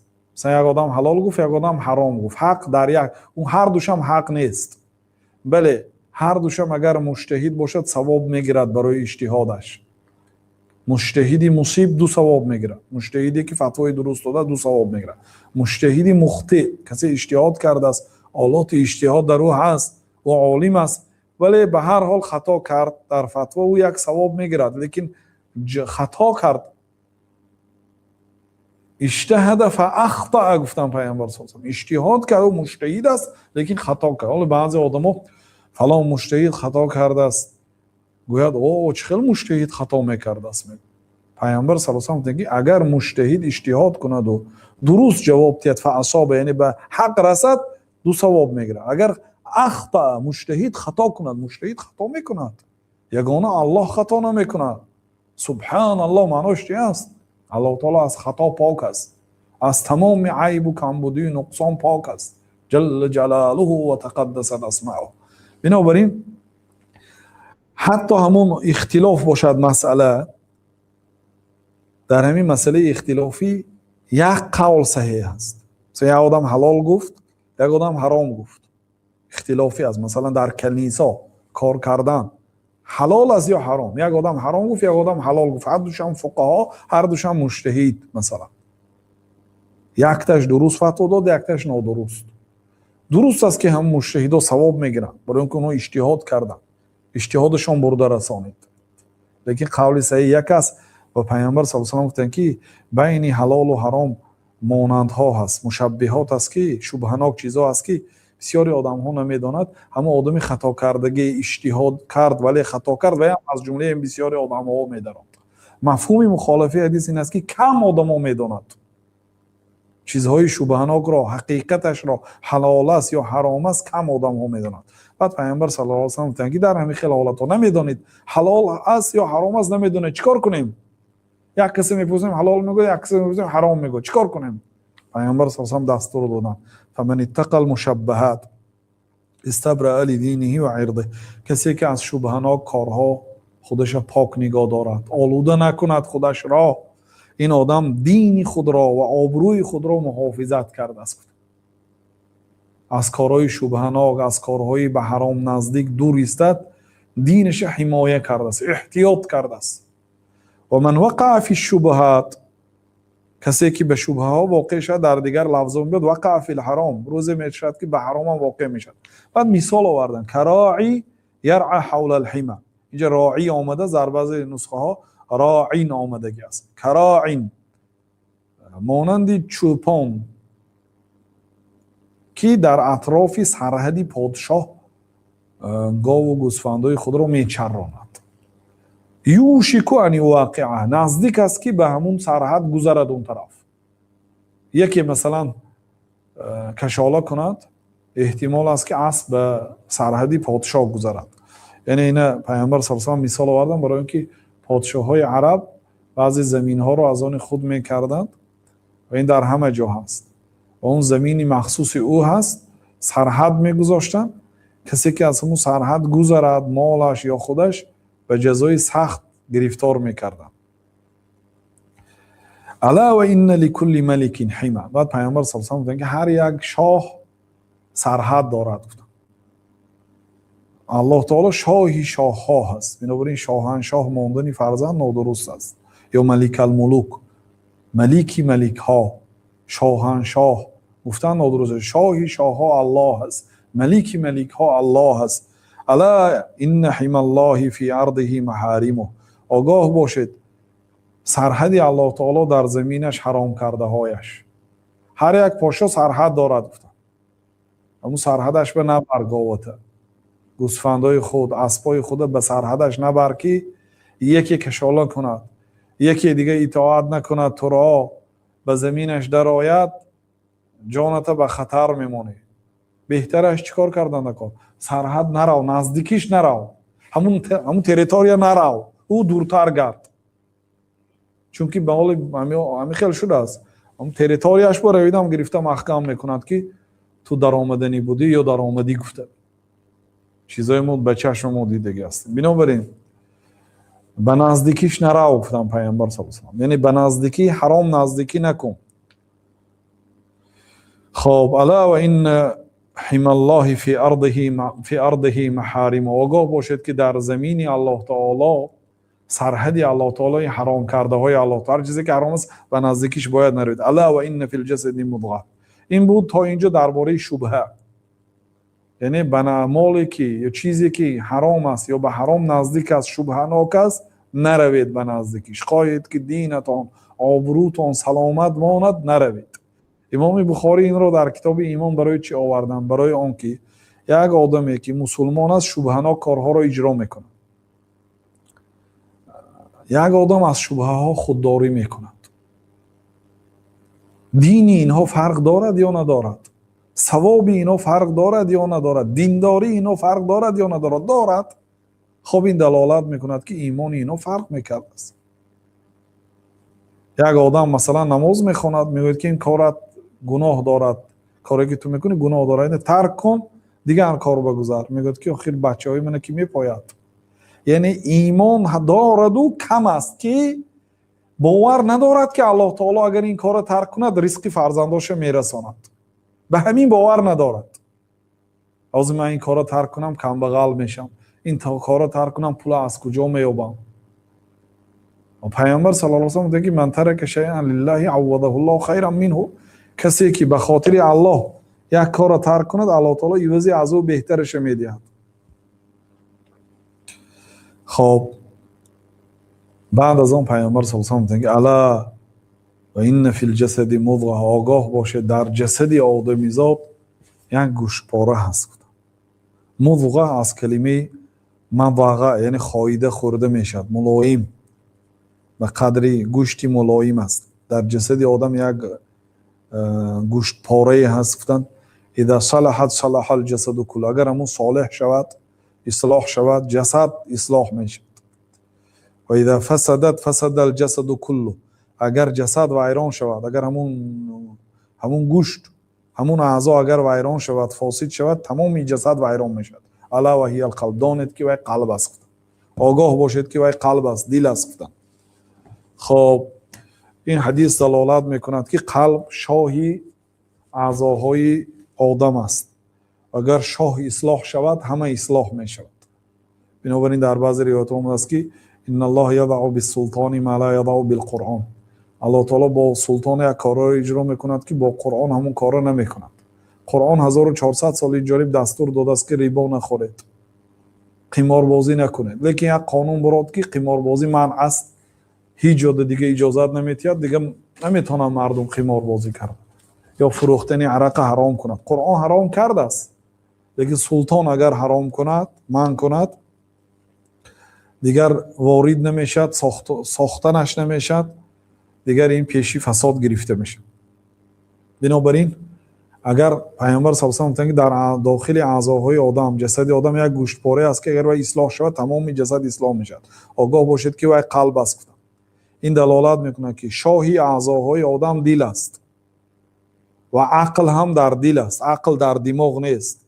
الله تعالی میگوید که آیا آنها دلهایی ندارند که با آن دلها عقل خود را کار فرمایند؟ این دلالت میکند که فتکون لهم قلوب یعقلون بها، اونها دل داشته باشند که با آن دل عقل خود را کار فرمایند. عقل یعنی در دل است. این دلیل دلالت میکند که عقل در دل است. بنابراین الله تعالی که ان فی ذلک لذکری لمن کان له قلب، البته در این پند است برای آن آدمی که قلب دارد. گفت مراد عقل دارد. کسی عقل داشته باشد از حادثه ها عبرت میگیرد. خلاصه اگر قلب اصلاح شود، اعضاها اصلاح میشد. بنابراین عقیده باطلی که مردم رواج میدهد که دینداری در قلب است، او دروغ است. دینداری در قلب هست به معنای که اصل ایمان و عملهای بزرگ از قلب سر میزند، مانند توکل به الله تعالی، اخلاص، یقین، دور کردن حسد، دوست داشتن مسلمان ها، کینه نداشتن به مسلمان ها، حسد نکردن به مسلمان ها. اینو همش عملهای قلبی هستند. ولی قلب که اصلاح شد، اعضا باید اصلاح شود. پیامبر صلی الله علیه و آله اگر قلب اصلاح شد، اعضا اصلاح میشد. قلب که تازه شد، اعضاهاش هم عملهای صالح میکند. اگر اعضاها عملی صالح نکند، عیب در قلب است. چون که گفتن که و اذا فسدت فسد الجسد کله، اگر اون قلب فاسد باشد، شاه اگر یا آدمی دین بدبین و یا آدمی فاسق و فاجر و کافر باشد، خلق هم دیگر فاجر و کافر میشه. اگر صالح باشد، او به فایده خلق کار میکند و به فایده ملت کار میکنه. بنابراین گفتن که در جسد یک اعضای هست که شاه جسد است. او اصلاح شد، دیگرها اصلاح میشه. او فساد که شد، دیگرها فساد میشد. گفتن این هم در حدیث در کتاب ایمان آوردن امام بخاری و این حدیث از جمله حدیث های بزرگ است. بعضی ها میگن که دو حدیث دین مقدس اسلام رو در بر میگیرد. یکیش حدیث نعمان ابن بشیر، بعضی گفتن که 3 حدیث، بعضی گفتن مانند ابو داود 4 حدیث، یکیش حدیث نعمان ابن بشیر. بنابراین امام نووی رحمت الله علیه در کتاب اربعین که حدیث های جامعه را جمع آوری کردن، این حدیث را در آنجا در حدیث 6 ذکر کردن که ان شاء الله شرح مفصل در شرح اربعین ان شاء الله این حدیث را با شرح و معنا میگوییم. الله تعالی اعلم. زن قبول کن تو. السلام علیکم و رحمت الله و برکاته استاد. علیکم السلام و رحمت الله و برکاته. استاد درس عقیده درباره عقیده سوال کنیم. استاد نمی عقیده والا و البرا همین چی گونه چیست و ما چگونه باید عقیده کنیم استاد؟ الولا دوست داشتن، البرا بیزاری کردن، بد دیدن. ما باید هر چیزی را دوست داریم و هر کسی را دوست داریم که الله تعالی دوست می‌دارد. یعنی محبت ما با محبت الله تعالی باید موافقت کند. و همین گونه هر کسی که الله تعالی بد می‌بیند ما باید بد بینیم. خیلی یک شخصیتی که الله تعالی او را بد می‌بیند ما دوست داریم. انا همین الولا و البرا است. یا پیامبر صلی الله علیه و سلم، هر کسی که پیامبر صلی الله علیه و سلم او را دوست داشتند ما او را دوست می‌داریم. هر کسی که پیامبر صلی الله علیه و سلم بد دیدن ما باید بد می‌بینیم. یعنی محبت ما و بدبینی ما به هوای و هوس خودمون موافق نیست. نه، من به این کار معقول است. اگر چی شریعت حرام گفته باشدم من بسیار این خوشم میآید، اینو من دوست می‌دارم، از دین میبراید. چیزی که الله تعالی بد می‌بیند من اینو دوست می‌دارم بود. اون پیامبر صلی الله علیه و سلم وقتی که کدو می‌خوردن از داخل طعام، شوربا بود، کدو داشت. حضرت انس میگن که من طبیعتا کدو رو بد می‌دیدم، کدو نمی‌خوردم. دیدم که جناب رسول الله صلی الله علیه و سلم از داخل طعام، از داخل کاسه کدوهایش رو یافته یافته می‌خورند. از همون روز اعتباراً کدو را دوست داشتم. این پیروی صحابه ها هست. حالا مون است که مثلا یک آدم طبیعتا کدو را بد بیند و خورده نتوند. مثلا بعضی آدم ماهی خورده نمیتونن، بعضی آدم شیر نوشیده نمیتونن، طبیعتا دلش بی‌حضور میشه. هیچ گپی نداره، شریعت مجبور نکرده است که اکون یو کدو خور یا شیر خور گفته. لیکن قاضی ابو یوسف شاگرد امام ابو حنیفه رحمت الله علیه گفتن که کسی همین حدیث شنود که پیامبر صلی الله علیه و آله کدو را دوست می داشتن، گفت همین حدیث رو شنود و در جایش گوید که یعنی پیامبر صلی الله علیه و آله کدو را دوست می داشتن، حدیث شنید، گوید که من کدو را بد میبینم، گفت کافر میشد. این مذهب حنفی، این قاضی ابو یوسف، شخصیتی که مذهب حنفی را پنهان کرد. من کدو را بد میبینم، گفت در مقابل حدیث کافر میشه. هم تو مثلا طبیعتا یک آدم کدو خورده نتوند، هیچ گپی ندارد. لیکن این حال آنکه کدو یگان مثلا چیزی طبیعی پیامبر صلی الله علیه و آله دوست داشتن. حالا این مسئله ها خلاف دارد، آیا که هر چیزی که پیامبر صلی الله علیه و آله در دنیا کردن از چیزهای عادتی باشدم آیا وای سنت است یا نه؟ مسئله خلافی است. مثلا صله، پیامبر صلی الله علیه و آله وقتی که به دنیا اومدن باباهاشون مشرک بود، ابو عبدالمطلب و عمکشان ابو طالب و ابو لهب و ابو جهل و ابو سفیان و همه مشرکای قریش صله داشتن. پیامبر صلی الله علیه و آله وقتی 40 ساله بودن، عموما تا 40 سالگیشون پیغمبر نبودن، صله داشتن. خلق صله داشت. عادتی مکه صله دار بود، مردها صله میپوشتن. وقتی که پیامبر صلی الله علیه و آله پیغمبر شدن صله داشتن. همین گونه تا وفاتشون صله کردی گذاشتن.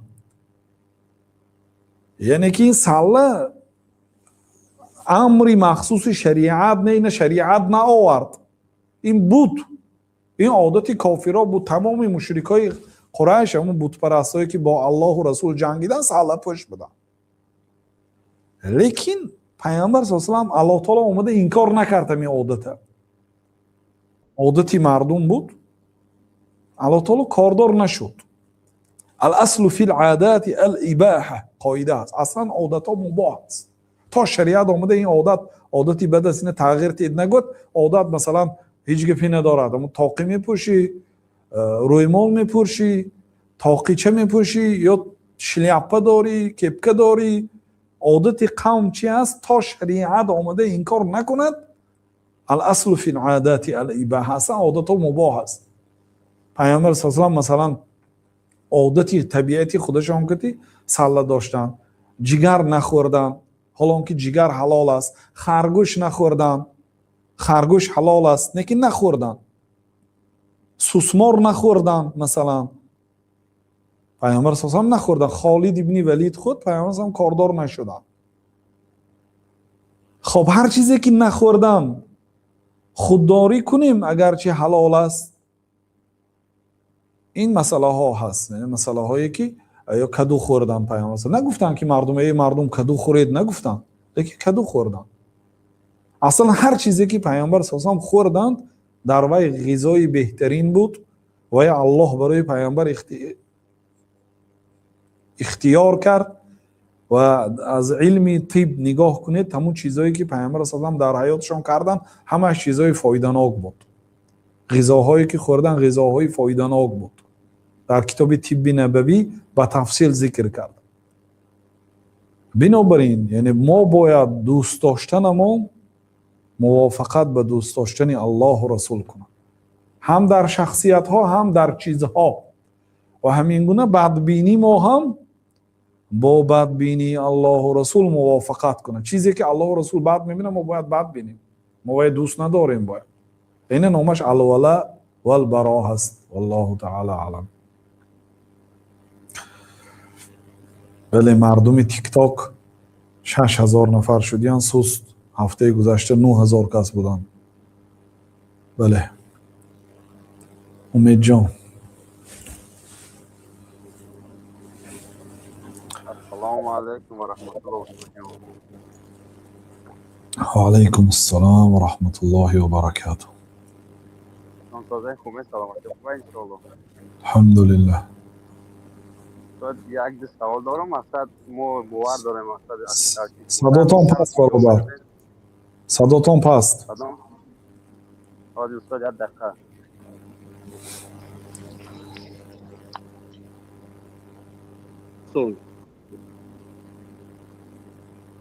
بفرمایید. تو یک دو سوال داشتیم اگر این کنید جواب میدادیم. بفرمایید. استاد جان همی درباره صله رحم است که استاد مثلا درباره پدر مادر همی پدر من سو قد دادرش گپ نمیزنم. همی هرچی افترای شما رو همین درس شما بسیار گوش میکنم. مثلا همین چیز در اسلام حرام من همه گوشون نمیفهمن. همین بینشون برای کم تر همین پول مثلا نفهمونشیدگی همین یک میفهمونه شما خیلی گم شد صداتون. خب به هر حال فهمو صله رحم این عبادتی بزرگ است. الله تعالی به رحم اصلا این یک عضو زنانه هست. رحم زنها یعنی بچه‌دان. الله تعالی به همین اعضای زنها گفت که من برای تو از خودم نام اشتقاق کردم. الله تعالی رحیم است، مهربان است. من به تو ای رحیم از خودم نام اشتقاق کردم، نام گذاشتم، نام خودم به تو گذاشتم.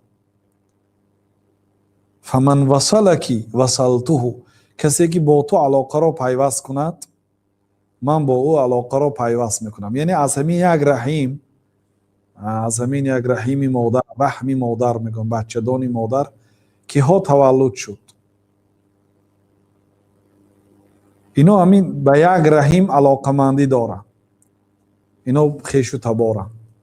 یا پدرتان و عمتان و عمکتان، اینا از یک رحیم به دنیا آمدگی هستند. مادرتان، خالتان، تقاتان، اینا از یک رحیم به دنیا آمدگی هستند. شما از همون رحیم به دنیا آمدگی هستید، اونها از یک رحیم به دنیا آمدگی هستند. همین گونه رحیم یعنی از همین کلمه گرفته شده است. الله تعالی که کسی که با تو علاقه را پیوست کند منم با او علاقه را پیوست میکنم. کسی که با تو علاقه را کند منم با او علاقه را میکنم. با آدم عاقل همین حدیث بس است. کسی با خویشاونداش علاقه را پیوست میکند، نیکی میکند، الله با او در علاقه است. الله تعالی همراهی او هست. کسی میکند الله تعالی هم علاقه را میکند. بنابراین قاطع رحیم اون آدمی که با خویشاونداش یعنی جنگی هست، قهری هست، این آدم گناهی کبیره هست. و خاصتا برادر و خواهر که اینها نزدیکترین رحیم هستند. اینا از عمک از تقا دیده نزدیک است برادر. از یک رحم دو کس به دنیا آمده است. و پیامبر صلی الله علیه و سلم میگه من اراد، کسی که خواهد که پولش زیاد شود در دنیا، رزقش وسیع باشد، عمرش دراز باشد، فلیصل رحمه، خویشاوندها که رفت آمده پیوست کنه. یعنی از روسیه میرید به یک عذاب بلیط میخرید، به یک عذاب میرید در ایرپورت 10 ساعت گرام میمونه. چرکه میگن، هر چی میگن طاقت میکنید، میدارید کار میکنید، حقارت میشنوید، رفتارهای بیزیب میبینید، میشنوید، همین به صبر میکنید که یک تین به دست بیارم. گفت پیامبر صلی الله علیه و آله اگر خواهی که دنیات وسیع باشد، عمرت دراز باشد، پس با خویشاوندانت رفت آمد را پیوست کن. دل وسیع کنید برادرها، کن یک کمتون داد و گریف هیچ گپی نداره. همین برادرتون هر چی که پولتون اگر همش به برادرتون رود، همش خیر است، همش در میزان حسنات شما هست. پولتون وقتی که به شخص مسلمان میرد هیچ گپی نداره. اما انسان سحر مثلا خیز به بازار تجارت رفت، با تاکسی رفت، تاکسی مسلمان برد، رفت که سودا نشد، رفت در آشخانه یک مسلمان دیگر طعام خورد، بیگاهی با تاکسی آمد، امروز گفت فاید سودا نشد، لیکن از تو امروز دیگر را بهره بردند. از چی جایی یعنی برادرت بگذار مثلا در داد و گرفت بسیار طلب کرد، بسیار گرفت، کم داد، هیچ گپی ندارد. الله تعالی عوضی نیک میدهد. شما به خاطر الله تعالی بخشید و در آمده سلام علیک کنید. اگر در دور باشد زنگ زنید، پیام نویسید و اگر جواب نداد، سختی کرد، او گناهکار میشد، شما نه. شما دوام دادن گرید، وظیفه خود را اجرا کردن گرید.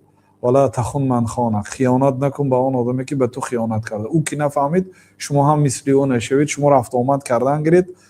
خواهید که اگر دین دنیا آخرتون آباد باشد، الله تعالی از شما راضی باشد، با خویشاوندان رفت آمد پیوست کنید برادران. آواره نشوید. اینقدر مهنت میکنید، برکت نیست میشه از خاندانتون. وقتی که با خویشاوندان علاقتان خوب نیست، با بیگانه ها خوب، با خویشاوندان دشمنی، این نادرست است. بله.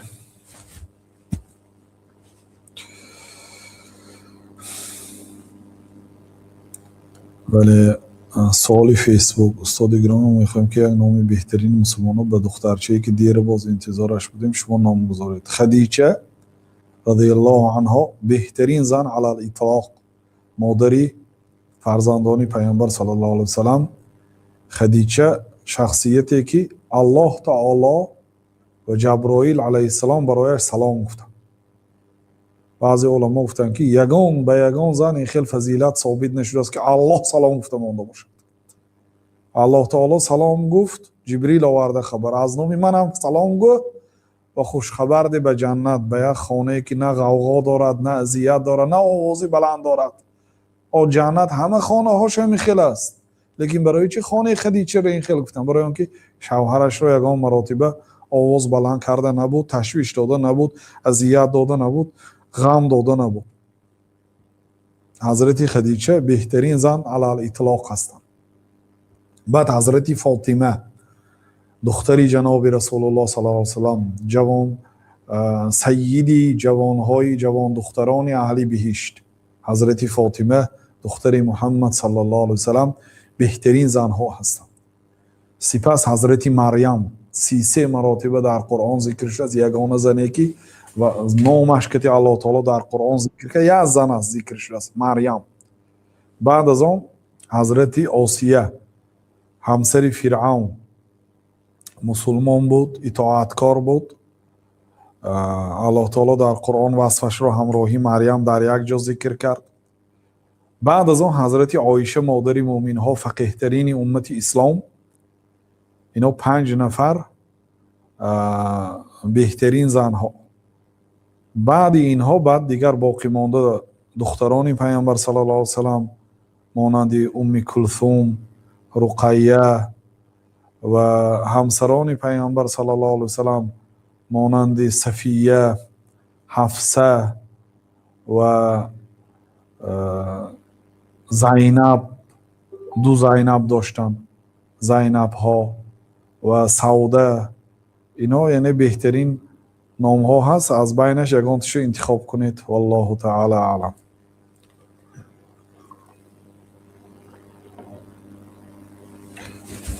السلام علیکم و رحمت الله و برکاته. استاد علیکم السلام و رحمت الله و برکاته. استاد عزیز، از برای الله شما دوست می‌داریم. در جمعی کار با هم میریم استاد، از ساعت 9 سحر تا هفته بیگانی فقط شما گوش می‌کنیم استاد. الله تعالی شما را دوست دارد. احبک الله الذی احببتنا فیه. بله کنده کنده آمسوده است، گپ زنید برادر.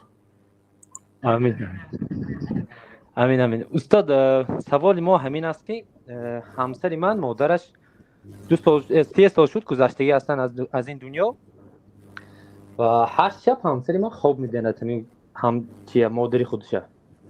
همین یگان آدم مردگی قطعی همین زنده یگان چی دارن یا کی نه استاد؟ نفس تعبیر خواب از چی باشه که همین هر شب خواب می‌بیند که خوابای نیک می‌بیند؟ روح وقتی که عالم روح وقتی که بنده خواب میکند روحش از بدنش میبراید و او روح سبوک است.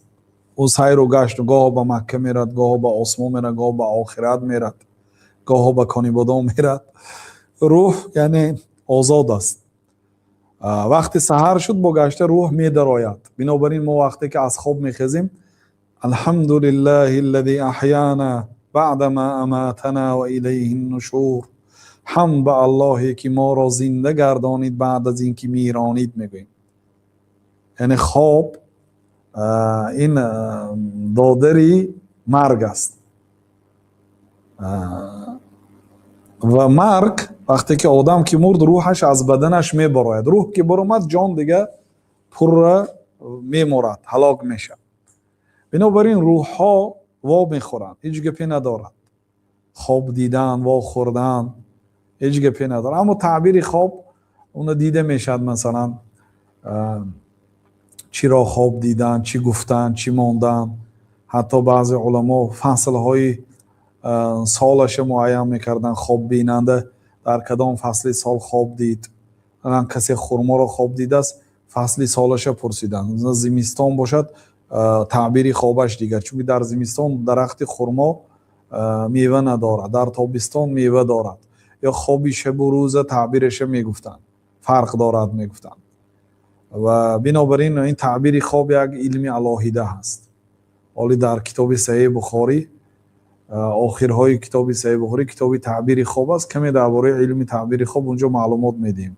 ما نمیخوام درباره تعبیر خواب مشغول شیم. یعنی هر یک سوالی که برادرها میتین، خواهرها خواستن، از کتاب دیده جواب دادن ممکن است، لیکن یک مشغولیتی اضافگی است. این حکمی من این موضوع درباره سال نو یک دنیا سوالا آمدگی است، اونای دیده بر آمدن در کار. مسئله های اقتصادی هست که تمام نمود کارهای تجاری آمیختگی به ریبا دارد، های دیدن در کار است. اگر ما به تعبیر خواب آواره شویم که هر شب همه خواب میبیند، همین خوابای تعبیر کرده خواهیم دیگه دنیا چی میشه. بنابراین نمیخوایم همین درک شویم و به همین خیلی سوالات جواب هم گوییم تا اینکه مردم همین سوال ندهند. حالا تعبیر خیلی سوالات زیاد آمدگی است. من فلان چیز را خواب میبینم چی است. خواب اگر نیک باشد از الله است، خواب اگر بد باشد او از شیطان است. اهمیت ندید. شیطان میخواهد شما را غمگین کند. وقتی که به گناه برده نمیتوند اقلا خوابی بد میبیند اینکه شما غمگین شوید، دشمنی شما است. بنابراین پیامبر صلی الله علیه و سلم به هیچ کس نگفت گفتن خوابی بده و از بدیش پناه طلبد. از بدی همین خواب به الله تعالی پناه طلب کند، ضرر نمیرساند. بالشته اون طرف گردونه اگر خوابی بد بیند، به این طرف به پهلوی راست باشد چپ کتی خاروات. اعوذ بالله من الشیطان الرجیم گفت 3 بار کنم به طرف چپش.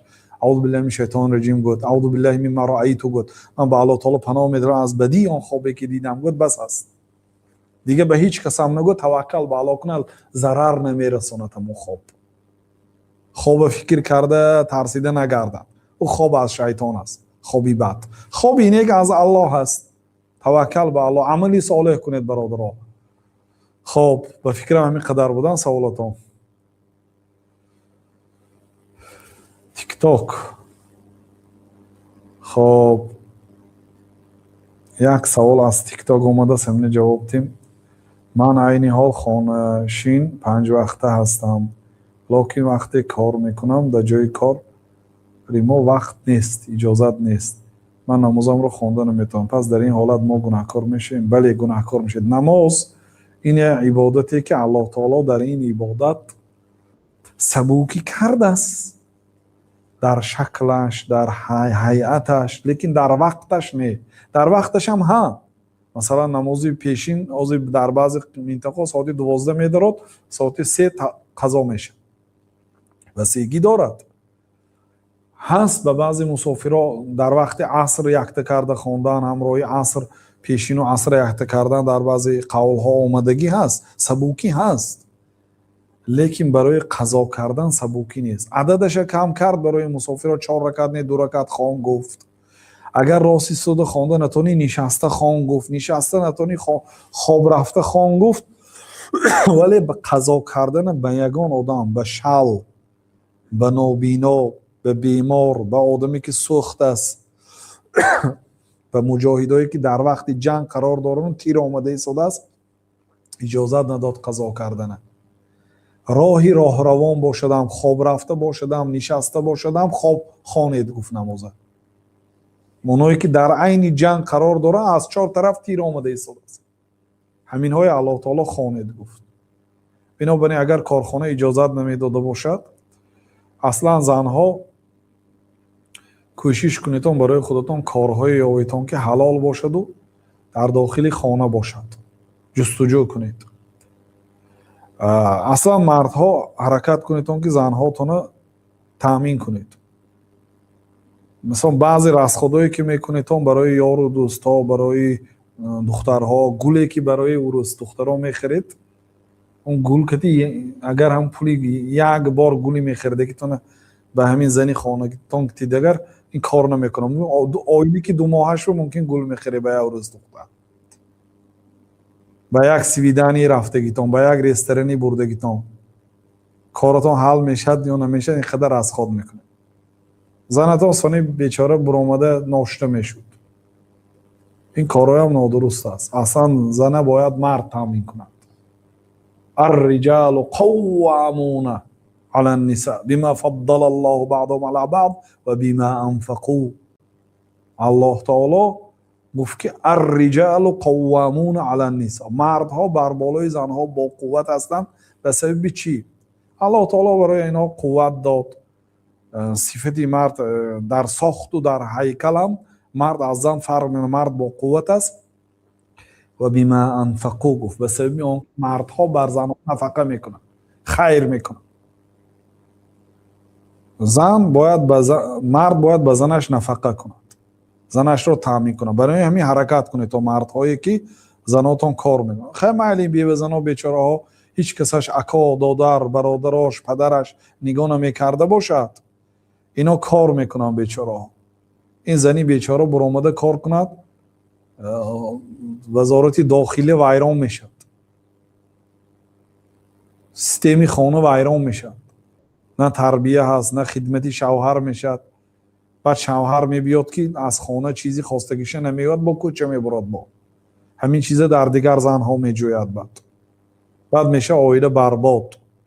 او بیچاره زنها همین وظیفه داخلی خانه ادا کرده نمیتونن. بیگانی میگوید که فلان فلان کارای چو نکردی، اسپید نکردم، میگه دستش نرسیده است برای بسیار بودن این کاری خانه. این کارا کی میکنه؟ خدمتگار زنک میبیارید دیگه، کس آیلیک داده، این برآمده بیچاره آیلیک به کار میکنه. برای همین کاری خانه و تربیه فرزندا برای آنها زیادتی میکنه خودش. این یک مسئله. دیگر مسئله این است که اگر به نمازتان اجازت ندهند کار نکنید. ای الله، به خاطر نمازی تو شده من کار ترک کردم، رزق من فراخ کن، رزق من در خانم ته، بیگان مهنت و مشقت رزق من ورزقنا بغیر حساب در قرآن آمده است. ای الله ما رو به حساب رزق ده، به مشقت رزق ده. الله تعالی رزق میدهد. روزی جمعه دعا کنید، شبا در نماز تهجد خانه. حالا کسی که کار میکنه تهجد خوانده نمیتونه، و همه اویلی کش که زندگی میکنن. کسی تهجد میخونه الله تعالی به حساب و کتاب رزق میده. 15 دقیقه 20 دقیقه برای تهجد وقت جدا کردن نمیتونه آدمی کارگر. کم میخواد آدمو. بنابراین شما از این طرف وقتی خودتون رو پره با دین گذرانید، رزق دهنده الله هست. این زمین از آن الله هست. این قلب بنده ها در بین دو انگشتی الله هست، چه خیلی که در حدیث آمده است. به کدام طرف خواهد تغییر میدهد. دلی بنده ها در دست الله هست، دنیا در دست الله هست، رزق بر ذمه الله تعالی هست. و ما من دابة فی الارض الا علی الله رزقها. یگان چارپای نیست در زمین مگر رزقی بر ذمه الله هست. شما اگر از الله ترسید، الله تعالی شما رو ضایع نمی کند. ان الله لا یضیع اجر المحسنین. الله تعالی اجر و ثواب و مکافات نیکوکاران را ضایع نمی کند. در سوره یوسف الله تعالی با وفا هست. والله تعالی اعلم. بله برادرایی که در تیک تاک هستید 7300 نفر تماشا دارید. به دیگرها هم فرستانید تا اینکه با خبر شوند. بله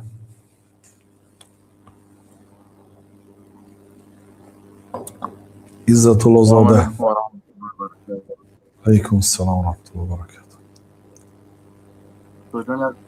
سوال داشتم جواب دادم.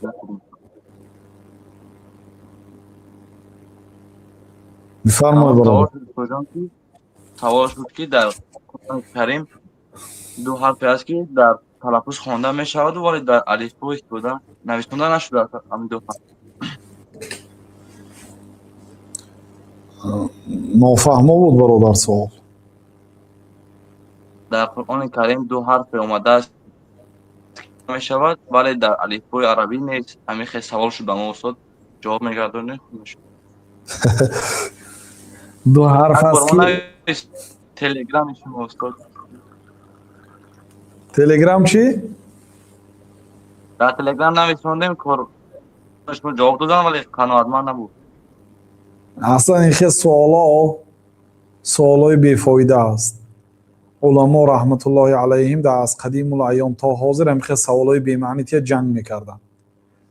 سوالی به قول رسول ریال نیست سوالات، چیزی که به شما در کار است. یا همون حرف یاوید و گوید که برای چی همین حرف نیست و تلفظ میشد. کدام حرف؟ همون حرف. من بعد جواب دیم. 28 حرف از در زبان عربی. 28 حرف است.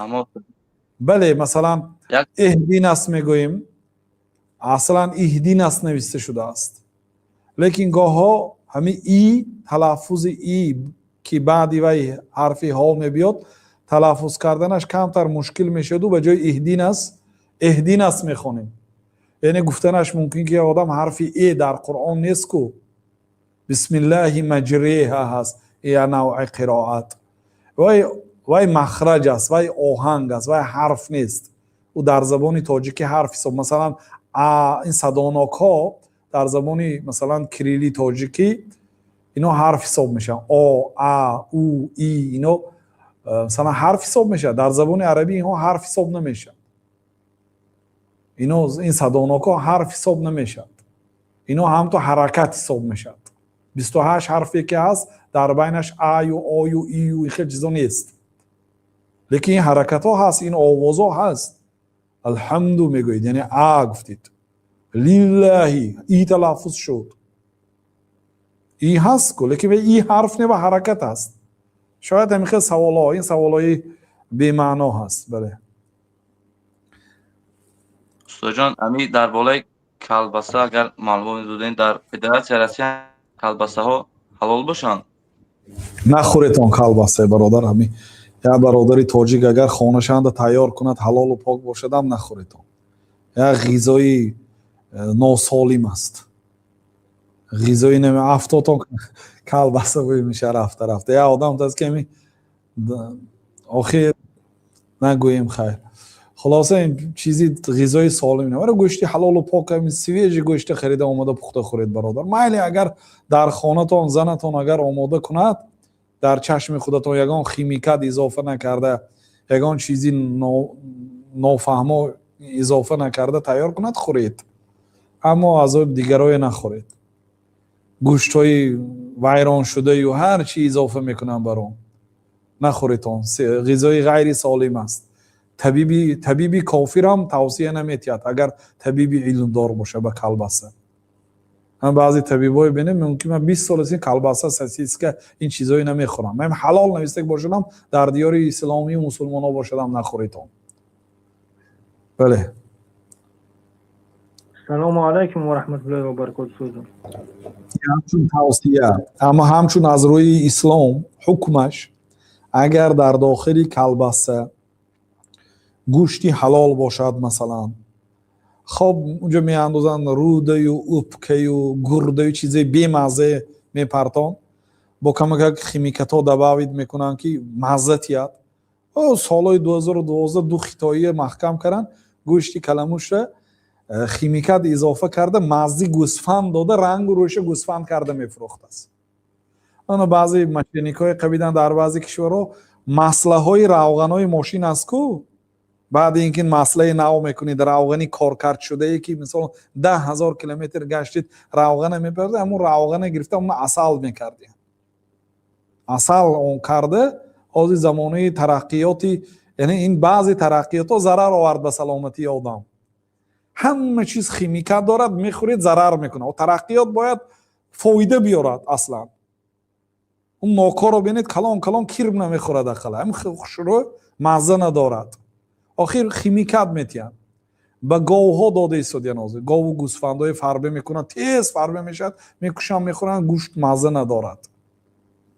همین یعنی ترقیات است مگر مجبور میشه 2 هکتار زمین گیرید سبزی هم اونجا کشت کنید مرغ هم اونجا بونید تخمای میخورید تخما خون کدی کلان شدگی خون میتیان به تخما مرغا تخمی بیمزه همش همین چیزایی غذاهای نادرست و خیمیکات کدی کلام میشه. مرغ و چوجی 24 روزه و اوکالا میزنن هرچی میتیان تیز فربه بشد میخورید بازه ندارد. برای همین از زمانه شد که بعض ترقیات برای آدمو ضرر دارد یعنی از جمله همین چیزا.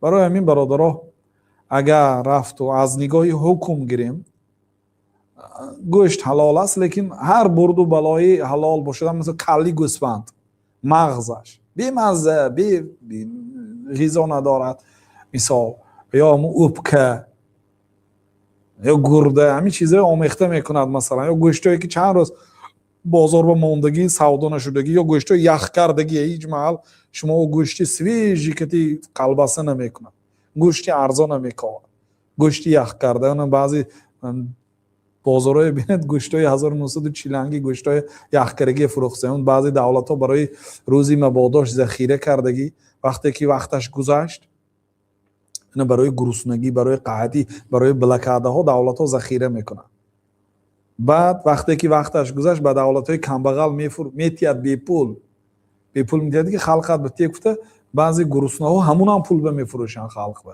انا همون میگیره کلباسه کرده میبره شما خورده میگردید. برای این برادرها اگر رفت و فرزن هر چیزی که به همین کلباسه آماده کرد همش مالی حلال باشد مثلا خمیر است آرد است بگذار بومگه باشدم به قول بعضی ها یا مکران اضافه کندم مثلا مکرانه کهنه شدگی سراکش گذشتگی یک امیر سراکه میگذارم میپرتام مثلا حلال است مکران خمیر است مثلا هیچ گپی نداره از نگاه حکم حلال است. اون چیزی که ما گفتیم از نگاهی یعنی طبی هم مسلمان باید عاقل باشه چیزی که برای بدن ضرر میکنه فایده نداره نخورد آخر. بله وزیر. سلام علیکم و رحمت الله و برکاته. علیکم السلام و رحمت الله و برکاته. سلام امی یا برادر خشکار منین در امی رسیه انا زن دورا صاحبی ده کودکای سوجون زنش زنکی مؤمنه ای فرمون همه گپش گوش مینه در تاجیکستان ای 2 ماه شد قطیش گپ نزده است زنگش میزنه اوست زنک این تلفونش هم یکشه اینترنت هم یکشه گپ نمیزنه در خروسا بعد من گمی رو گفتمش که این ظلم نکه گپ زقتی زنک دوست میدور میگه که ظلم سوال همینجا که میگه که این ظلم نیست میگه ظلم میگه او چیزی که پیشنا میمونیش به لباس میمونیش میزنیش به ظلم میگه. من میگم که نه اینا همین کارش هم ظلمه. من گفتم کی پرسم یا ویم شما را چی مینه گوش مینه گفت که استاد سورا پرسه ما قناعت مینم با جواب یا. بله برادر، این ظلم است، خاصتا وقتی که در غریبی هستید، زنتون در تاجیکستان است، هر روز 10 باری علاقه کنید، از احوالشان باخبر شده استید. این ترک کردن ظلم است و کسی که نمیخواهد زندگی کند، حالی مثال بعضی زنها نوشتیان 5 سال این جانب نه زنگ میزند نه میبیاد، این ممکن نیست. مادامی که نمیخواهی این ظلمش طولانی نکن، عمرش خزان نکن، بر وقت جدا شو، بیهوده ظلم نکن. برای اینکه 5 سال زنه که ترک کرده ماندن بدون خبرگیری، این ظلمی بسیار عظیم است و بلای بعد گرفتار میشید. بعد بنابراین وقتی که میدونید که زندگی نمی کنید، میدونید که قطعش نمی خواهید، مانع جواب بشید شوهر کند، اصلا باید نمی گرفتید. وقتی زندگی کردن نمی خواهید، بسیاری همین خلا پدر و مادراشون مجبور کرده گران دادگی است. اونجا زنی عروس دارد، مثلا این زنه بیچاره ظلم میکنه، و یک زنه که بچهش نوشته است، بچهش کوچنگی های پدر میگفته است، کوچنگی مردکای دیده آتی من امین است، پدری من امین است میگفته است. 5 سال کودک تولد شد، مردک نیست میگفت، تولد شد 5 ساله شد ولی نآمده است. یعنی خیلی ممکن نیست، این ظلم است. هر روز زنگ زنید، هر روز با خبر شوید. اصلا این ما بارها گفتگی هستیم که زن و شوهر باید جدایی زندگی نکنن. 1 ماه 2 ماه 3 ماه 5 ماه 4 ماه 6 ماه 1 بار 2 بار میلی جدایی زندگی کرده تا یک حجت کردن، تا یک پول یافتن، تا یک خانه یافتن، لیکن تنهایی زندگی کردن منع است. برای زن هم خطر داره، برای شما هم خطر داره. گاه اکنام میکنید، میگوید که زن بیارم یک خانه الهیده گرفتم به توغری میبیاد، میگوید لیکن همین پول به دیگر زنهای بیگانه حرام گناه استفاده برید، همین رسخوده میکنید بیکارم. بنابراین زنش دوست دارد و طعام تید و پول تید و تلفن نکند، این هم ظلم است، بی اهمیتی ظلم است. بنابراین خیر نکنید تان برادر، بعد پشیمان میشید که پشیمانیه که پشیمانیتون فایده نمیدهد. و زنهای ضعیف ظلم نکنید. اون بعضی ها میگوید که اقل من کمن، اقل این فرزنداشو پول نمیفرستند، دارو در کار میشد، میگوید این دو بچه کسل به دارو پول نمیتید، تلفن کنم تلفن 4 نصف میکنم. این ظلم است. با الله تعالی هم خیلی میکند که به ظلم کافرها گرفتار میشید، در زیر پای کافرها خار میشید. بعد وقتی از زنی بیچاره‌تون فرزند خودتون خار و ذلیل میکنید. کفا بالمرء اثما ان یضیع من یعول، برای بد بودن و گناه بودن یه آدم کفایتی میکنه اینکه اهل و عائلش ضایع کنه. یه حدیث میخونیم برادرها، برای اون که کتاب ایمان باید حدیثش خوانیم تا اینکه هفته آینده در درس آینده تمام کرده توانیم. خب امام بخاری رحمت الله علیه گفتن که باب اداء الخمس من الایمان، باب درباره ادا کردن خمس از ایمان است. خمس این 5/1 مال است، غنیمت 5/1 غنیمت است. در کتاب غنیمت و در کتاب سیر می آید آیه خمس گپ میزنیم. خمس این یعنی در لغت عرب به معنی 5/1. 5/1 مال را باید خیر کرده شود در راه الله تعالی و رسولش به جایی که الله تعالی فرمان داده است. یعنی این یک نمودی نفقه و صدقه است، این عملی مالی هست. الله تعالی به این کار در سوره انفال امر کرده است که 5/1 غنیمت را خیر کنید و از 5/4 را به خود اشتراکچی ها تقسیم کرده می شود. لیکن از 5/1 را به جایی که الله تعالی فرمان داده است حق کمبغل ها و حق محتاج ها باید داده شود. این نفقه هست و این عبادت مالی هست. امام بخاری میگه که باب اداء الخمس من الایمان، باب درباره ادا کردن خمس این از ایمان است. میگه یعنی این عملی مالی هست، این عمل است لیکن همین عمل از ایمان است، یعنی به ایمان داخل می شود، یعنی مقرر میکنن که عمل از ایمان است. رد به مرجئه. بعد از اون حدیثی 53 رو روایت کرده، گفتن که حدثنا علی بن الجعد قال اخبرنا شعبة عن ابي جمرة قال كنت اقعد مع ابن عباس يجلسني على سريره. ابو جمره این شاگرد ابن عباس است، میگن که زبان فارسی میدونست، حتی به نزد ابن عباس اگر فارس ها بیاید این آدم ترجمه میکرد. كنت اقعد مع ابن عباس، من همراهی ابن عباس می نشستم، بر سریرش می نشینم. سریر یعنی کرسی، تحت یک چیزی که در بالاش استاد، مفسر، معلم، مدرس نشسته درس میگه. استاد باید در زمین نشسته، قطار مردم بالی قالین نشسته درس دهد، یا در بالای یک کرسی برآمد کند.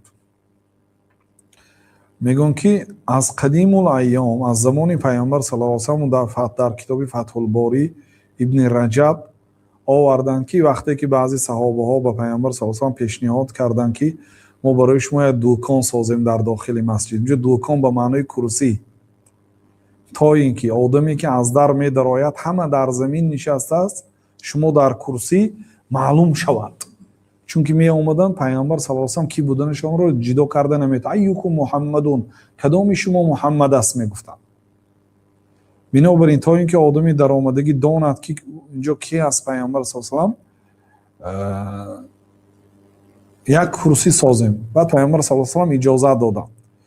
و وقتی که پیامبر علیه السلام به مدینه وارد شدند، همراهی حضرت ابوبکر بودند. آدمو جدا کرده نتونستن که کدام این دو نفر پیغمبر باشد. ببینید ابوبکر و پیغمبر صلی الله علیه و سلم رو جدا کرده نمیتون، چون که ندیده بودن اهل مدینه، میگفتن که کدامش محمد باشد، کدامش پیغمبر باشد. بعد حضرت ابوبکر بالای پیغمبر صلی الله علیه و سلم رو سایه کردن، با یک پارچه لباس متاع سایه میکردن از آفتاب. بعد فهمیدن که این کس ابوبکر و این کس محمد صلی الله علیه و سلم است. یعنی زانتیگ می‌داره در امروز زمان تا اینکه معلوم شود. یعنی همین کارا کردن حضرت ابوبکر. برای چی کردن؟ تا اینکه داند که این کس پیامبره، چون که همه ساله دارد، همه ریش دارد، همه یک لباس دارد، یک خیله. خلاصه کرسی هم بعد پیامبر صلی الله علیه و سلم در بالاش نشسته. گم زمان ابن عباس هم حبر الامه و ترجمان القرآن یک کرسی داشتین، یک سریر داشتین، در بالاش نشسته برآمد میکردین و این ابو جمره را هم در یک برچش نشاندین، چون که این بین مردم و بین ابن عباس ترجمه میکرد از فتواها را. در یک کنجی استال همون کرسی خرک شناندین و این دلالت میکند که ایشان کرسی داشتین. و تا زمان ما، از همون زمان پیامبر صلی الله علیه و سلم، اهل علم در بالای یک چیزی نشسته برآمد میکردن تا آوازشان به همه جا رود و همه معلم را بیند، تا اینکه هم بیند با دو چشمش، هم با دو گوشش گوش کند، پره فهمد. خب فقال اقم عندي حتى اجعل لك سهما من مالی.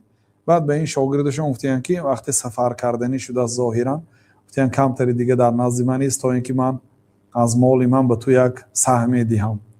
وقتی مالم رسیده می بیاد من برای تو یک قسم جدا کنم. گفتن فاقمت معه شهرین، همراهی ابن عباس 2 ماه بعد ایستادم.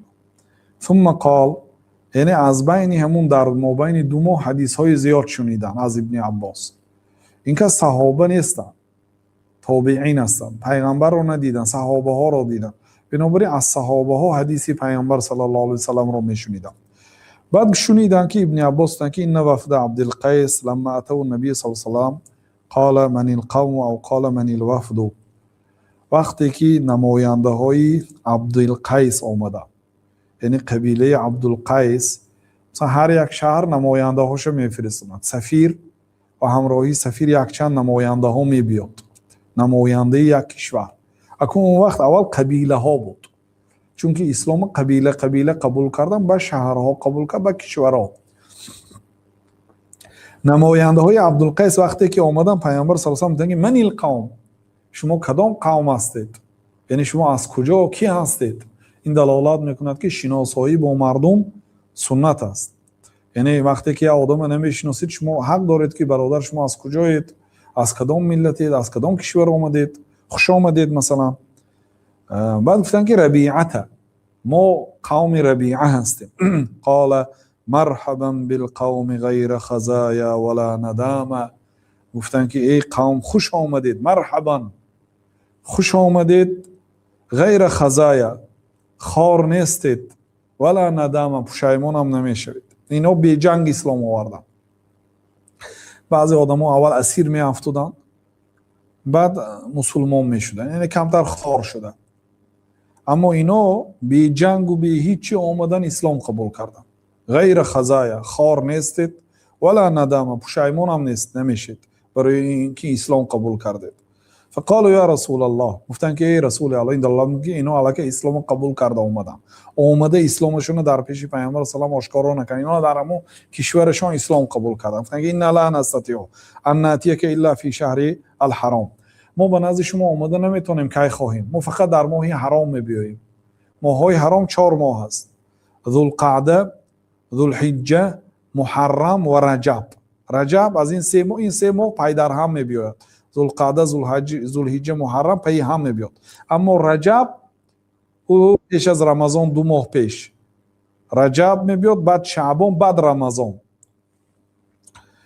ما همه وقت شما نزد شما آمده نمیتونیم، ما فقط ماهای حرام میبینیم. ماهای حرام 4 ماه است. در این ماها عربو جنگ نمیکردن بین هم دیگر، کافر بودن، مشرک بودن و این ماهای حرمتش به جا میاد. این ماها که حرام است، در این ماها جنگ کردن گناهش عظیمتر است از غیر این ماها. بنابراین در این ماها جنگ نمیکردن. بنابراین در ماه حرام ما اومده میتونیم خلاص، چون که راه ها از راهزن‌های و از جنگاورا تازه میشد، به ملال اومده میتونیم. و بیننا و بینک هذا الحی من کفار مضر، بین ما و بین شما این محله از کافرای مضر هست. مضر این یک قبیله بود، اینا کافر بودن و با اینا با ربیعه جنگ میکردن. اینا جنگ طولانی تاریخی داشتن، همدیگه را بعد میدیدن. فمرنا بامر فصل نخبر به من وراءنا و ندخل به الجنه. برای ما یک کاری مهم گوید که ما همینه برده به دیگرهای هم رسانیم و ما به جنت درآییم. یعنی یک اسلام اساس قاعده های بزرگش برای ما گوید. ما گفته به نزد شما اومده نمیتونیم. وسیله علمگیری در آن وقت واخوری بود. ما فقط در 1 سال، یعنی در ماهای حرام هم غالبا در ماه رجب اومده میتونیم، چون که مزری ها ماه رجب سخت حرمت میکردن. حتی این ماه رجب به اونها نسبت داده میشد، رجب و مضر، ماه رجبی مضر گفته میشد، برای آنکه اون 3 ماه حرمتش به جا می آوردن، ولیکن در کار شود تأخیر به میگذاشتن. میگفتن که ماه ذوالقعده جنگ کنیم، ثانی مثلا ماه جمادی الاول جنگ نمیکنیم، میگفتن به جاش قضاگی داشته میدادن. لیکن رجب نه، رجب قضا نمیکردن، رجب جنگ نمیکردن، هم به رجبی مضر گفته میشد. یعنی ماهی که مضری ها بسیار در حرمتش یعنی مبالغه میکردن، حرمت ماها به جا میوردن، جنگ نمیکردن مضری ها در ماه رجب. بنابراین یک ما خبر تید که آن خبر ما برده رسانیم و خود ما هم به جنت داریم، اونها هم به جنت درآیند. بعد پیامبر صلی الله علیه و آله را باز از نوشاکی هایی که در کشورشون است پرسیدند. فامرهم باربعین، پیامبر صلی الله علیه و آله آنها را به 4 کار امر کردند و نهاهم عن اربعین، از 4 کار نهی کردند. امرهم بالایمان بالله وحده، آنها را به ایمان آوردن به الله تعالی و یگانه به الله تعالی امر کردند. کتاب توحید است، کتاب ایمان است. پیامبر صلی الله علیه و آله آنها را امر کردند که ببینید یک کلمه گویید که به جنت درآییم. ما گفته به نزد شما اومده نمیتونیم، امری جامع برای ما گوید. بعد پیامبر صلی الله علیه و آله گفتن که آنها را به ایمان آوردن به الله تعالی یگانه امر کردند. بعد گفتن که اتدرون ما الایمان بالله وحده، شما معنای ایمان آوردن به الله یگانه را میدانید؟ قالوا الله و رسوله اعلم، گفتن که الله و رسولش داناتر از این. دلالت که اونا بر وقت اسلام قبول کردن. بعد پیامبر صلی الله علیه و آله ببینید امام بخاری برای چی حدیث را در کتاب ایمان آوردن. ایمان به الله تعالی چیست میدونید؟ گفتن نه نمیدونیم. الله و رسولش داناتر هستند که پیامبر سلام ایمان رو شرح دادن. شهادت ان لا اله الا الله و ان محمد رسول الله، شهادت دادن به یگانگی الله تعالی که غیری و دیگه معبودی بر حق نیست و شهادت دادن به پیغمبری حضرت محمد علیه السلام که او در حقیقت فرستاده الله و پیغمبری الله و بنده الله است. و اقام الصلاه، برپا داشتن نماز. تفسیر ایمان چیست؟ گفتن میدونید؟ نه نمیدونیم. گفتن ایمان دو تا کلمه شهادت گفتن و نماز خواندن. گفتن اقام الصلاه، نماز رو برپا داشتن، همیشه نماز رو خواندن، و ایتاء زکات رو ادا کردن، و صیام رمضان رو روزه داشتن، و ان تعطوا من المغنم الخمس، و اینکه از غنیمه ها 5/1 تیتان. گفتن 4 از آن شما، از 5 4 1 تیتان، نش حق دیگرها. برای اینکه حج نگفتن؟ برای اینکه حج ولی فرض شدگی نبود. حج قول صحیح سال 9 هجری فرض شدگی است و اینها تقریبا بر وقت‌تر سالهای 8 یا بر وقت‌تر از این آمدن، بعضی اون سالهای 6. خلاصه حال حج فرض نبود، لیکن رمضان فرض بود. بنابراین گفتن. لیکن برای چی غنیمه رو 5/1 تیتان گفتن؟ برای اینها همیشه جنگ داشتن با مضر، بین اینها جنگ میشد، غنیمه که گرفتن همون غنیمه 5/1 در حق الله دهتان گفتن. همینم از ایمان گفتن. این دلالت میکند که پیامبر صلی الله علیه و صراحتاً عمل رو از ایمان گفتن. نه امام بخاری 51 حدیث برای ما و شما در کتاب ایمان ذکر کرده ایستادیان که و 10 آیه آوردن که ایمان کم میشود، زیاد میشود، ایمان قول است و عمل است. یک قول کفایتی نمیکند. چقدر آدم ها رو پیامبر صلی الله علیه و لعنت کردن، کسی فلان کار میکنه و لعنتی است، کدام کار فلان و لعنت، کسی فلان کار میکنه و در دوزخ میسوزد. برای چی اینگه پر گفت؟ اگر لا اله الا الله کفایه میشد، برای چی به جان امت جور کردن؟ برای چی وزنین کردن؟ نه، هر کاری که برای امت فایده دارد بیان کردن، هر کاری که برای امت ضرر داره حذر کنونیدن و از ادای وظیفه کردن. و نهاهم عن 4، از 4 چیز منع کردن. از حنتم، یعنی الحنتمی، حنتم یعنی اون نبیذ، یعنی مای که با گندم تیار میشد، و دوبه آنی که با کدو تیار میشد. یعنی کدوی میگرفتن، یک جاش سوراخ میکردن بالاش، درونش کافته تازه میکردن، در داخلش آب میپرتافتن و بعد مثلا انگور یگان چی میپرتافتن، بعد وینو تیار میشد. مای یعنی که از نوشیدن تیار کردن. مقصد از گندم همین گندم از گندم وینو تیار میکردن. یا نقیر این درخت خرما رو مابینش میکفتند و یعنی اینا همه ظرفا هست، مابینش میکفتن، آب پر میکردند و بعد در برداخلش خرمای میپرتافتن، بعد محکم میکردن، با آفتاب میگذاشتن، بعد وینو میشد. من کردن. و المزفت این همون ظرفی که با سقیچی آب کرده شده، با هر چیز، با لای، با خون خیلی آمیخته کرده لای میکردن تا اینکه ظرف شود و در داخلش بعد مای تیار میکردن، یعنی وینو. همین چیزا و رو به مقاله المقیر و گاه یا که کلمه مقیر را گفتن، یعنی همین 4 چیزی که من کردن همش مای هست، فقط در ظرفای گوناگون تیار میشد. بنابراین همین گونه ناموشه گرفتن. اینو خاص به همون قبیلش آن گپ زدم. من از در جایهای ما حاضر وینو، پیوه، کنیاک، عرق، هر چیزی که هست همیهای ناموشه گرفتن، به همین معنا هست. یعنی همین چیزا که آماده میکردن پیامبر صلی الله علیه و آله ناموشه گرفتن، بعد گفتن که احفظوهن، این سخنها رو حفظ کنید، از یاد کنید.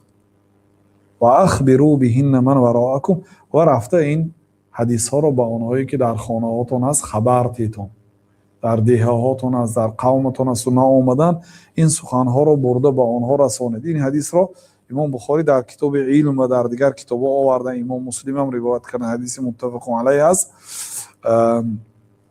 در کتاب علم امام بخاری برای آن ذکر کردن که در آخرش پیامبر صلی الله علیه و آله گفتن که احفظوهن، این سخن ها رو حفظ کنید. این دلالت میکند که به مستحب بودن حفظ کردن علم. و اخبروا بهن من وراءکم، برده این خبر دیگه دهید به اونایی که نشنیدن، اونایی که در قفا موندن. این دلالت میکنه که کسی که شنید бурда бояд ба онҳое ки нашунавид бояд расонад. На мардуми тикток 8,5 кас шудиянд, аз ютуб фаъолтар. бародаро, ҳозир дар замони мо расондан осон шуд. Ҳамин поделитсия мекунед, ба як бародаратон, хоҳаратон илм расонидед, аз Аллоҳ таоло илми нофеъ ва амали солеҳ мепурсем. бародаро, иншоаллоҳ ба суолҳои боқӣ монда ва масъалаҳое ки шумо пурсидани ҳастед суҳбати оянда иншоаллоҳ рӯзи шанбе ба саволотон ҷавоб мегӯем ба қадри имкон. мана пахши мустақим дар як ҳафта 2 маротиба мешавад. иншоаллоҳ кӯшиш мекунем ба суолотон ҷавоб диҳем ва дар WhatsApp кӯшиш кунед саволҳои оддӣ, саволҳои омро надиҳед. Он хос барои корҳои шахсие ки одамо дар пеши мардум гуфта наметавонад, барои ҳамонҳо ҳаст. ҳамонам ҳоли бисёре бад шудагӣ аст. баъзе бародаро ва хоҳаро навиштиянд ки сабаб чӣ ки шумо ба саволот ҷавоб намедиҳед гуфта. иншоаллоҳ ҷавоб медиҳем кам кам, ба ҳама вақт намерасад. аллоҳу таъала аълам. аллоҳ таоло илми нофеъ ва амали солеҳ барои ҳар яки мо ва шумо насиби рӯзӣ гардон. аз ин дунё мусалмон вафот карданро аллоҳ таоло насиби рӯзӣ гардон ва дар сарои охират ҳамроҳии пайғамбарону сиддиқону шуҳадою авлиёуллоҳ ҳам нафасу ҳам нишаст шуданро насиби рӯзӣ гардонад. аллоҳу аълам. صلی الله وسلم على نبينا محمد وعلى آله وصحبه أجمعين وآخر دعوانا أن الحمد لله رب العالمين. فاسألوا أهل الذكر إن كنتم لا تعلمون. و اگر خود نمیدانید از اهل علم بپرسید.